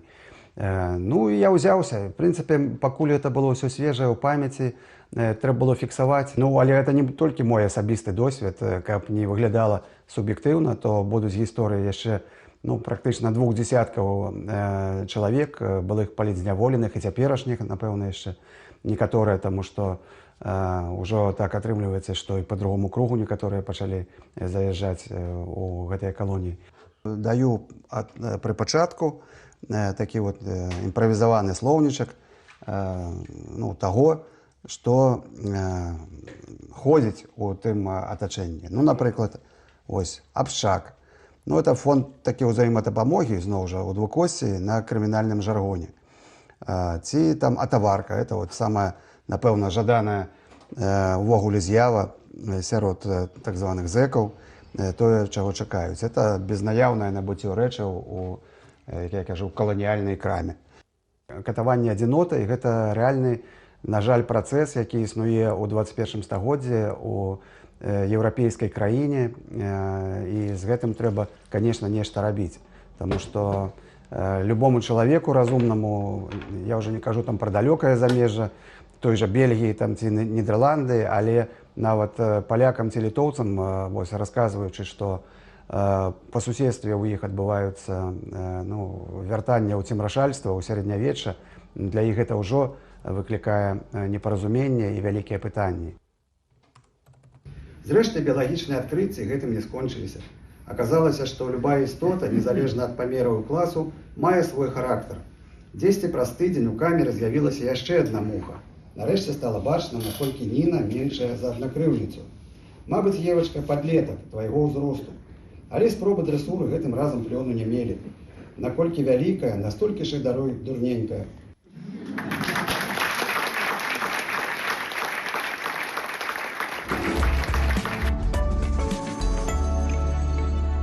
Добра, пакуль у нас дзяўчаты займаюцца вельмі сур'ёзнай справай, до нас долучаецца зноўку Ярослаў, узмацняць наш эфір. Узмацняем. Зараз будзем ісці, ведаеце, так, хайлайты выпуску. Памятаеце, амаль у самым пачатку задавалі пытанне спадару Франку Вячорку наконт Анжелікі Мельнікавай. Так. У нас ёсць версія ў каментарах. У РБ не шукаюць Мельнікаву, бо галоўнае падчас расследаванняў не выйсці на саміх сабе. Ну, такая версія у людзей мае права? Мае права. Народ не падманеш. Далей, быў сюжэт, дзе былі анонсы днёў волі, ў розных гарадах, і крыху сумна. Гляджу гэтыя анонсы і чакаю, калі гэта ўсё будзе адбывацца ў Беларусі. Дарагія сябры, можна пачаць сябе і пачаць святкаваць Дзень волі ў сваім уласным коле, можа, не такім вялікім, але з надзейнымі сябрамі, са сваякамі. Я памятаю, рабіла гэта яшчэ ў 90-е, калі была студэнткай. Мы рабілі чырвона-белы торт, проста сядалі з сям'ёй, і гэта было сапраўднае свята. Я думаю, што з гэтага трэба пачаць, не трэба чакаць, калі свята прыйдзе да вас, стварайце яго ўжо зараз. А я болей скажу, Дзень волі, насамрэч, можна нават не чакаць 25 сакавіка, а пачаць размаўляць па-беларуску, хто яшчэ не пачаў, і гэта таксама станецца своеасаблівым днём волі. Напаўняйце спадарства сваё жыццё і наваколле вось гэтай воляй, унутранай свабодай, дзе б вы не былі. Так, Валер, тут і вам яшчэ вітанкі перадаюць у каментарах. Вось, дарэчы, з нагоды вось гэтых прысмакаў пішуць: Валер не скульптар, конечно. Бывае. Валер рыбак. Рыба там не выглядае, але вось тут гэта, канешне, файна. Далей, яшчэ адзін топік закранулі. Вось цікавіцца, ці не Аліна была ў Вільні на сустрэчы вязняў. Можа, не бачылі... Хтосьці падобнае. Хтосьці быў падобны на мяне. Мы проста размаўлялі яшчэ перад эфірам пра вось гэтыя пачуцці, як гэта сустракаць гэтых людзей. Мне было вельмі цікава тады паслухаць. Я б хацеў, каб таксама нашы гледачы... Дарагія сябры, мы не толькі сустрэлі, не толькі паказалі гэта вам у эфіры. Я ніколі не забуду, калі Каця выйшла, я вот так стою з мікрафонам, і Катя мне дала руку, і так я трымала моцна-моцна, я тут трымаю мікрафон, і яна мяне трымала моцна-моцна, прям, ведаеце, як бы все нервы свае... Гэта было на відэа, гэта такі быў... І я вам скажу, што гэты момант я ніколі не забуду. Гэта было адчуванне, што я трэба было, ведаеце, заземліцца, падтрымацца штосьці, што яна ведае. Ну і цудоўна, канешне, яна адразу выступіла. Я вось хожу вам сказаць, што прафесіяналізм не знікае нават пасля 5,5 гадоў за кратамі. Яна казала там пра адваротна, але не абсалютна. Я думаю, это сціпласць, можа, такое трошки какетства, але гэта было цудоўна. Больш за тое, мы привезлі ўжо Катю ў Варшаву, яна тут, заўтра прыйдзе ў раніцу з Белсатам, але мы не гублялі час па дарозе, бо, ведаеце, дарога з Вільні на Варшаву, гэта амаль 6 гадзінаў. Чымсьці трэба было заняцца? Як вы думаеце, чым?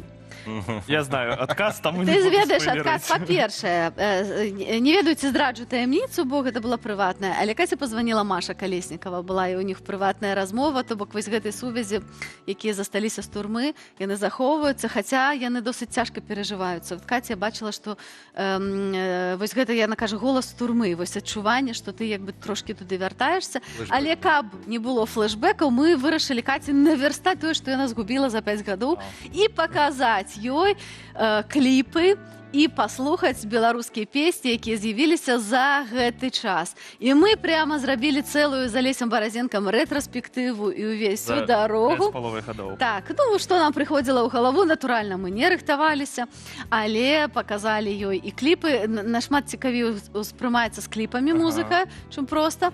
Вось, і паказалі ёй розныя кліпы, якія нас асабліва зацікавілі за гэты час. Так што вось такія рэчы, калі цябе няма 5,5 гадоў, такія рэчы ты губляеш у тым ліку. Вельмі файны спосаб з такого вяртання да нармальнасці, да нармальнага жыцця праз культуру, праз музыку, у тым ліку, праз асабістыя размовы, а таксама праз прыроду. Вот не магу не ўставіць свае 5 копеек спадарства.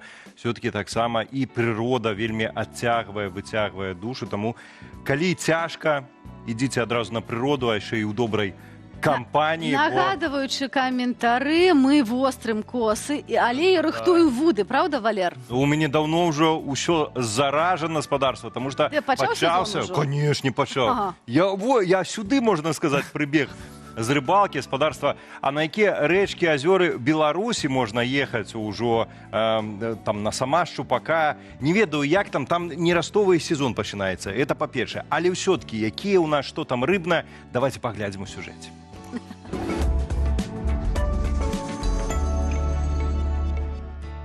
Беларусь нездарма называюць сінявокай. Тут больш за 20 тысяч рэк і каля 10 тысяч азёр. Для кагосьці гэта проста маляўнічыя краявіды, але для чалавека з вудай у руках гэта сапраўдны рай.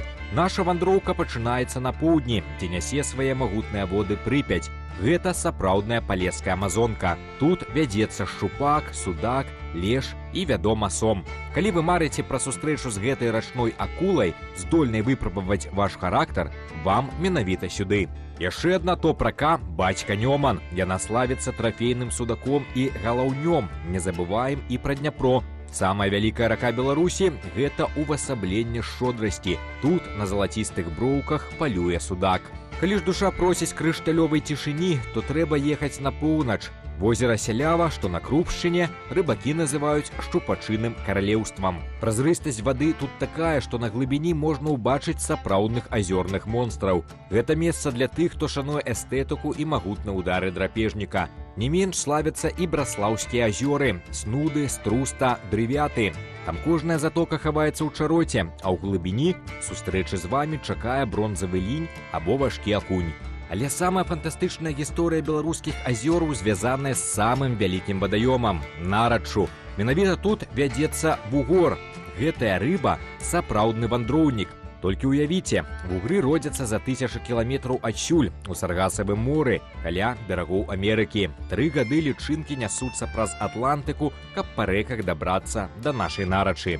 Тут яны жывуць дзесяцігоддзямі, а пасля, падпарадкоўваючыся клічу продкаў, здзяйсняюць свой апошні подзвіг. Вяртаюцца ў акіян, каб даць жыццё новаму пакаленню. Але так было ў мінулым. Сёння сітуацыя змянілася. На шляху вугра паўсталі высокія бетонныя сцены, гідраэлектрастанцыі, напрыклад, у Літве. Маляўкі вугра проста не могуць пераадолець гэтыя перашкоды, а дарослыя рыбіны, якія плывуць назад на нераст, часта гінуць у турбінах ГЭС. Таму цяпер вугра ў Нарач выпускаюць штучна, так што сустрэць гэтую жывую легенду – найвышэйшая рыбацкая ўдача, але цалкам рэальная. Тым, хто шукае яшчэ экзотыкі, трэба ехаць на Іслач ці Страчу. Там жыве стронга, яна занесена ў чырвоную кнігу. Лавіце яе, гэта тонкае мастацтва паводле прынцыпу. Злавіў – адпусці. Хто хоча лёгкай рыбалкі, вам у платныя рыбгасы, такія як волма ці сялец, клёў тут гарантаваны. Аднак памятайце, прырода любіць павагу. Сапраўдны рыбак заўсёды застаецца чалавекам. Пакідайце бераг чыстым, адпускайце малявак падрастаць, і тады нашыя вадаёмы яшчэ не адно стагоддзя будуць адказваць нам звонкім усплёскам на світанку.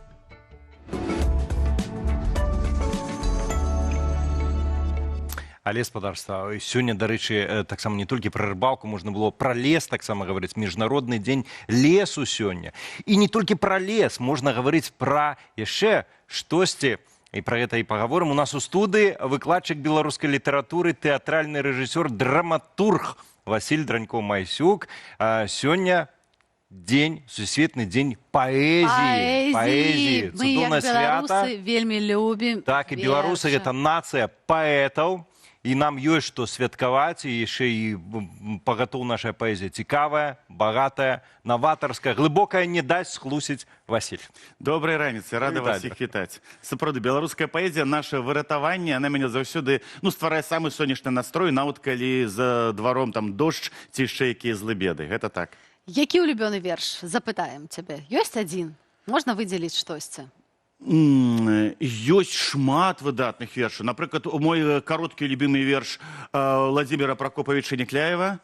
«Добра быть не батьком и не сыном, и не братом, и не дядьком быть, а нікому ні чарта невинным, жить у краме, у отделе винным, где у чарзе уся родня стоить». Вось, гэты вершик мне падабаецца. Ёсць тут некая такая светлая мудрасць. А мне апошнія дні таксама з Владимира Некляева вось круціцца ў галаве гэтыя радкі «Бясконца наша мара аб свабодзе». Ах, вось. Напярэдадні Дня волі асабліва актуальна. Ну добра, але мы прыйшлі паразмаўляць не толькі пра нашы улюбёныя вершы, вашы улюбёныя вершы, але пра тое агулам, ці беларусы зараз чытаюць. Як абстаіць у нас, як справы з гэтым, ці беларускія кніжкі, ёсць на іх попыт, і асабліва ці дзеткі цікавяцца беларускай літаратурай, бо ты шмат працуеш з дзеткамі, Васіль. Так, беларусы чытаюць, беларусам гэта вельмі і вельмі важна. Таму што я, як выкладчык, я працую і онлайн, і жыўцом. Ну, я бачу попыт, я бачу, што маім вучням, маім там ад 4 год там, да 54 год, такія дзеткі шырокія, так? Яны любяць паэзію, ім падабаюцца вершы. Вось, напрыклад, вось тут, бачыце, кніжачка «Каток-пестунок», якую выдала выдатная Вольга Татарчык, а я быў укладальнікам гэтых вершаў, і там інтэрактыўныя дзіцячыя творы і Максіма Богдановича, і Ларысы Геніюш, і каго там толькі яшчэ няма, там і Якуба Коласа, і Змітрака Бядулі, і, напрыклад, з гэтых вершаў мы можам, вот, напрыклад, тут Верабейчык, паглядзіце, так? Файны верш, калі хто-нибудь... Ларысы Геніюш. Ларысы Геніюш, калі хто-нибудь снедае, вот паслухайце, такая карацелька, з якой можна рабіць сапраўдны спектакль. Верабейчык ціў-ціў-ціў, мушку шэрую злавіў, а таму, што ён быў добры, усім па крыху падзяліў, і елі муху ўсе са смакам, шчабяталі, дзякуй, дзякуй. І тут у нас муха-торт, якую можна есці, прыемнага апетыту. Смачна есці, смачна есці тых, хто зараз снедае. А мне, сябры, узгадалася вось недавно гэтая гісторыя з хлопчыкам. Мама запісала відэа, што яна там не разумее паловы слоў, дзіцё плача, не хоча ў школу. І я падумаў, няма Васіля на тую маму, на тое дзіцё. У чым праблема вось у той гісторыі? Гэта сапраўды не тыя вершы даюць дзецям у школе чытаць, вучыць, альбо гэта, ну, дарослым трэба больш любіць беларускае, каб перадаваць любоў дзецям. Як? Вот каб не было такіх сітуацый. Все любяць. Праблема ў тым, што ў мамы не было майго тэлефоннага нумару, у мамы не было майго кантакту. Вы б з мамай бы паразумеліся б, пачалі вучыць бы тыя вершы, якія больш зразумелыя маме. Затым перайшлі на больш складаныя творы. Таму мама не вінаватая, мама просто ў тумане пакуль няведання. А калі мы чаго не ведаем, мы пачынаем нервавацца, мы пачынаем нешта неабдуманае казаць. Вось, таму моя задача — это туман як бы развеивать. Але вось школа не дапамагае ў гэтым, так? Гэта, зноў жа, індывідуальна. Бываюць настаўнікі вельмі файныя, У мяне была абсалютна цудоўная настаўніца беларускай мовы. Перадаю прывітанне Даўлю Тэрміне Марыяновне. О, цудоўна. Глядзіце, школа, яна ўсё залежыць ад канкрэтных педагогаў. Таму што ён можа як і не дапамагчы, і можа адбіць там радасць ад чытання той жа Ларысы Геніюш ці Якуба Коласа, а можна, наадварот, раскрыць, паказаць там і гэтак далей. Таму гэта вельмі індывідуальны момант. Вельмі. Ёсць яшчэ такое параўнанне паэзіі, і вось пра паэтаў гавораць, што гэта сумленне нацыі, што гэта душа народу. Ці можам мы гаварыць пра тое, што праз паэзію якраз можна прыйсці да беларускай мовы, напрыклад, калі дзеці, нават дарослыя, яны не размаўлялі па-беларуску, а вось сіла, вось гэтая магія беларускай паэзіі можа навярнуць да беларушчыны і навучыць беларускай мове? Можа, асабліва калі мы гэтыя вершы, ну, мы калі працуем з дзецьмі, а працую з дзецьмі, так, мы это ператвараем яшчэ ў некі, ну, спектакль, робім, перакладаем на мову дзеяння. І, напрыклад, я кажу малым дзецям, каб яны пачалі вучыць там Якуба Коласа, там, мой родны кутак, ты мне мілы, забыць цябе не маю сілы. Кажу, вот гульня, это чароўныя словы, давайте іх вывучым, мы іх вучым інтэрактыўнай манеры. Затым кажу, я страшны зомбі-чараўнік, я хочу поймаць вось гэтага вашага настаўніка. Вы павінны паспець сказаць, мой родны кутак, ты мне мілы, забыць цябе не маю сілы. силы и не сбиться. Не собьетесь, я загинул, наставник живы. Готовы? Готовы. И им важно вывучить. Как бы наставник застался, и как бы их вучаница любимая засталась, там так, была выратована, ті кожны з іх, скажем так, слова оберег. І гэтае чатырохрадкоўе ўжо вучыцца. І такім чынам, ператвараючы ў гульню, ператвараючы ў спектакль той ці іншы верш, мы зацікаўліваем дзяцей. Мы не кажам, вучыце, гэта нашы класікі. Мы просто говорим про гэта як про нешта жывое, арыгінальнае, інтэрактыўнае. Василь, я вось сижу колькі, 1,30 м паміж намі. Энергія ажно вось валіць мяне аж вось так трасе, але гэта офлайн. Онлайн можна навучыць перадаць вось эту любоў да паэзіі, да беларускай мовы? Як? Ці ёсць спецыфіка нейкая? Специфика есть, але таксама это цалкам магчыма. Потому что я раблю інтэрактыўныя такія прэзентацыі, дзе трэба знайсці штосьці, дзе трэба штосьці адшукаць, уставіць прапушчанае слово там, ці просто там глядзець на гэтых паэтаў, чытаць нейкія кароткія тэксты, разыгрываць некую сітуацыю. Таму ёсць цэлыя онлайн-спектаклі. Зараз з Аленай Баяравай у нас утварыўся тэатр пад назвай «Цуд», дзе мы зрабілі казку Уладзімір Караткевіч і дзіва аднавокае. І гэта, з аднаго боку, інтэрактыўная гісторыя, дзе дзеці могуць самі ўдзельнічаць у самім дзействе. Это вельмі сучасны падыход да тэатру. Так. Калі задзейнічаеш аўдыторыю людзей, якія прыходзяць. Абавязкова, бо іначай ну ніяк. І зараз мы робім онлайн-варыянт. У нас будет праз тыдзень паказ для беларусаў Амерыкі, а затым для беларусаў Канады. Это онлайн. І мы думаем, як гэтую інтэрактыўную форму ператварыць у візуальную. Давай трошечки прыадкрыем таямніцу. Што будзе ў гэтым спектаклі, пра што гэтая гісторыя?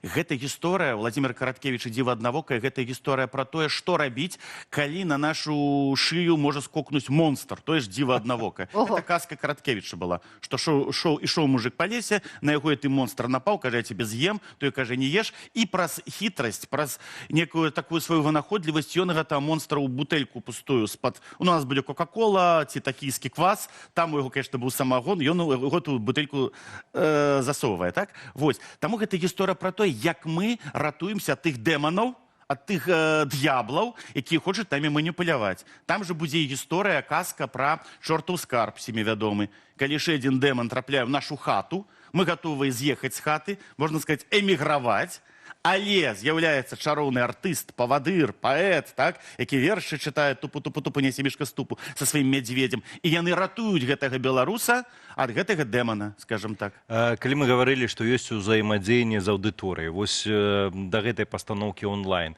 якім чынам далучыцца можна?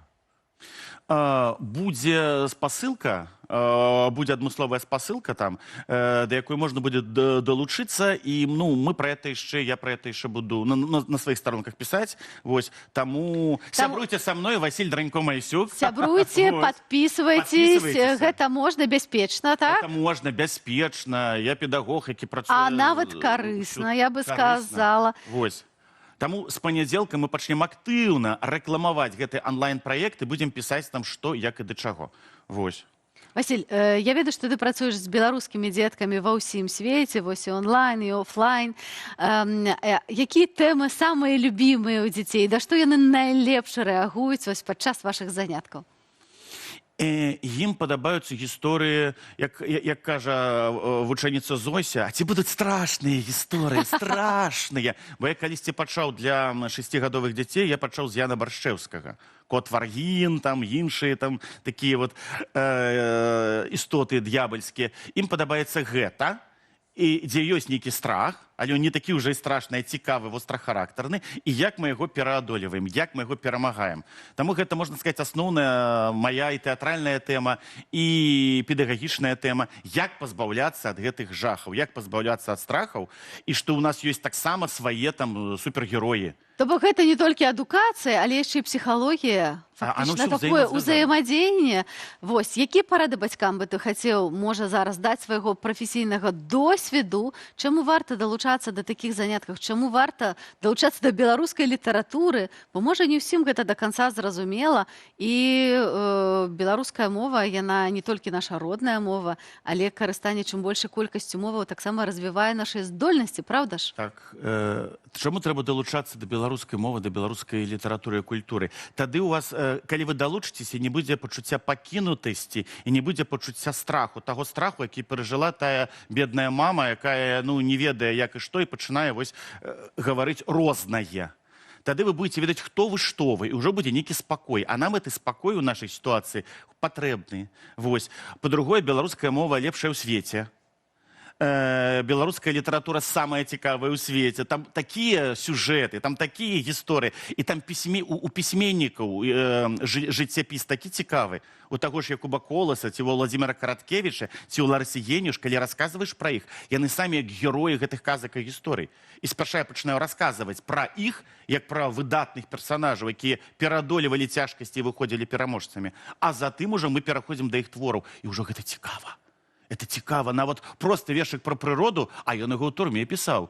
А ён, дзякуючы таму вершыку, там і выжыў, дзякуючы таму вершыку здабыў аўтарытэт, бо яго сябрам падабаліся вершы пра вясну, калі казаць пра Якуба Коласа. І гэта ўжо іншае ўспрыняцце рэчаіснасці. Апошняе пытанне. Прабачце, я не магу не запытаць. Мы рэкамендуем сёння нашым бацькам, якія нас глядзяць, топ-3 найлепшых кніжак для дзяцей па-беларуску. Акрамя таго, што ты прынёс. Конечно. «Таямніцы нашага садка» напісаў Васіль Дранько-Маясюк. Цудоўныя аўтарскія казкі. Якое супадзенне? Каток-пестунок, толькі мы яго, мабыць. Вот так. І вот яшчэ.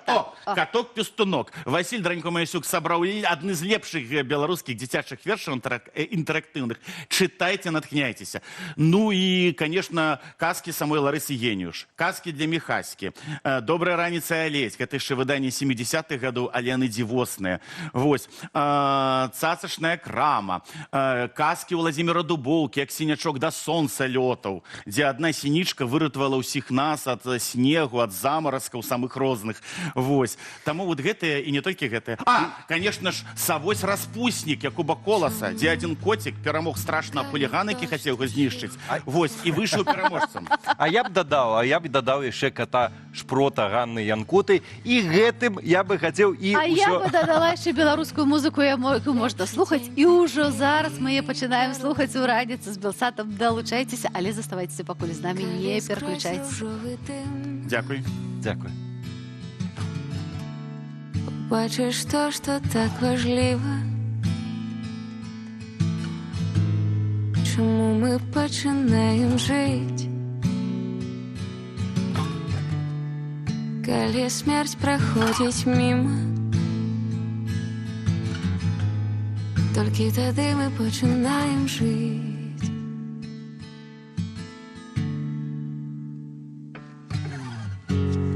Нясем унутры столькі лішніх фраз,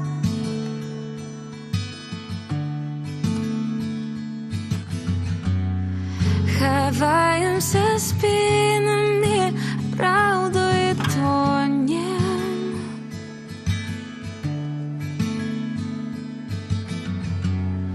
Давай незаўважна спынім час,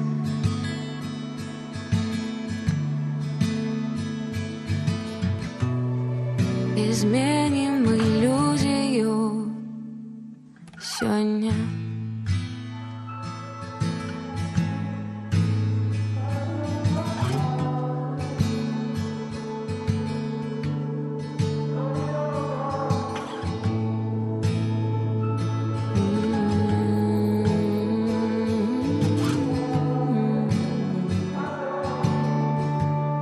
І калі ноччу ты адзін, і патухае наваколле, чаму мы пачынаем жыць, калі назад няма дарогі, толькі тады мы пачынаем жыць, мы пачынаем жыць.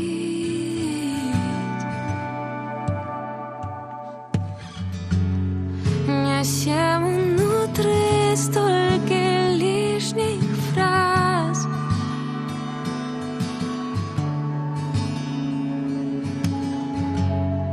Ховаемся спинами, правду и тонем.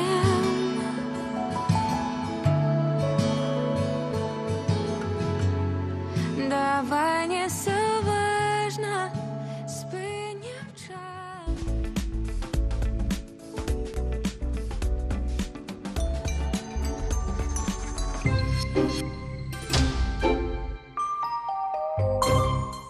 Віктор Хрэнін у май-чэрвені будзе здаваць нарматывы. Вясна – гэта час, калі прачынаецца не толькі надвор'е, але і адборныя жарты. Глядзім чарговае абвастрэнне нашага Лукашеначки.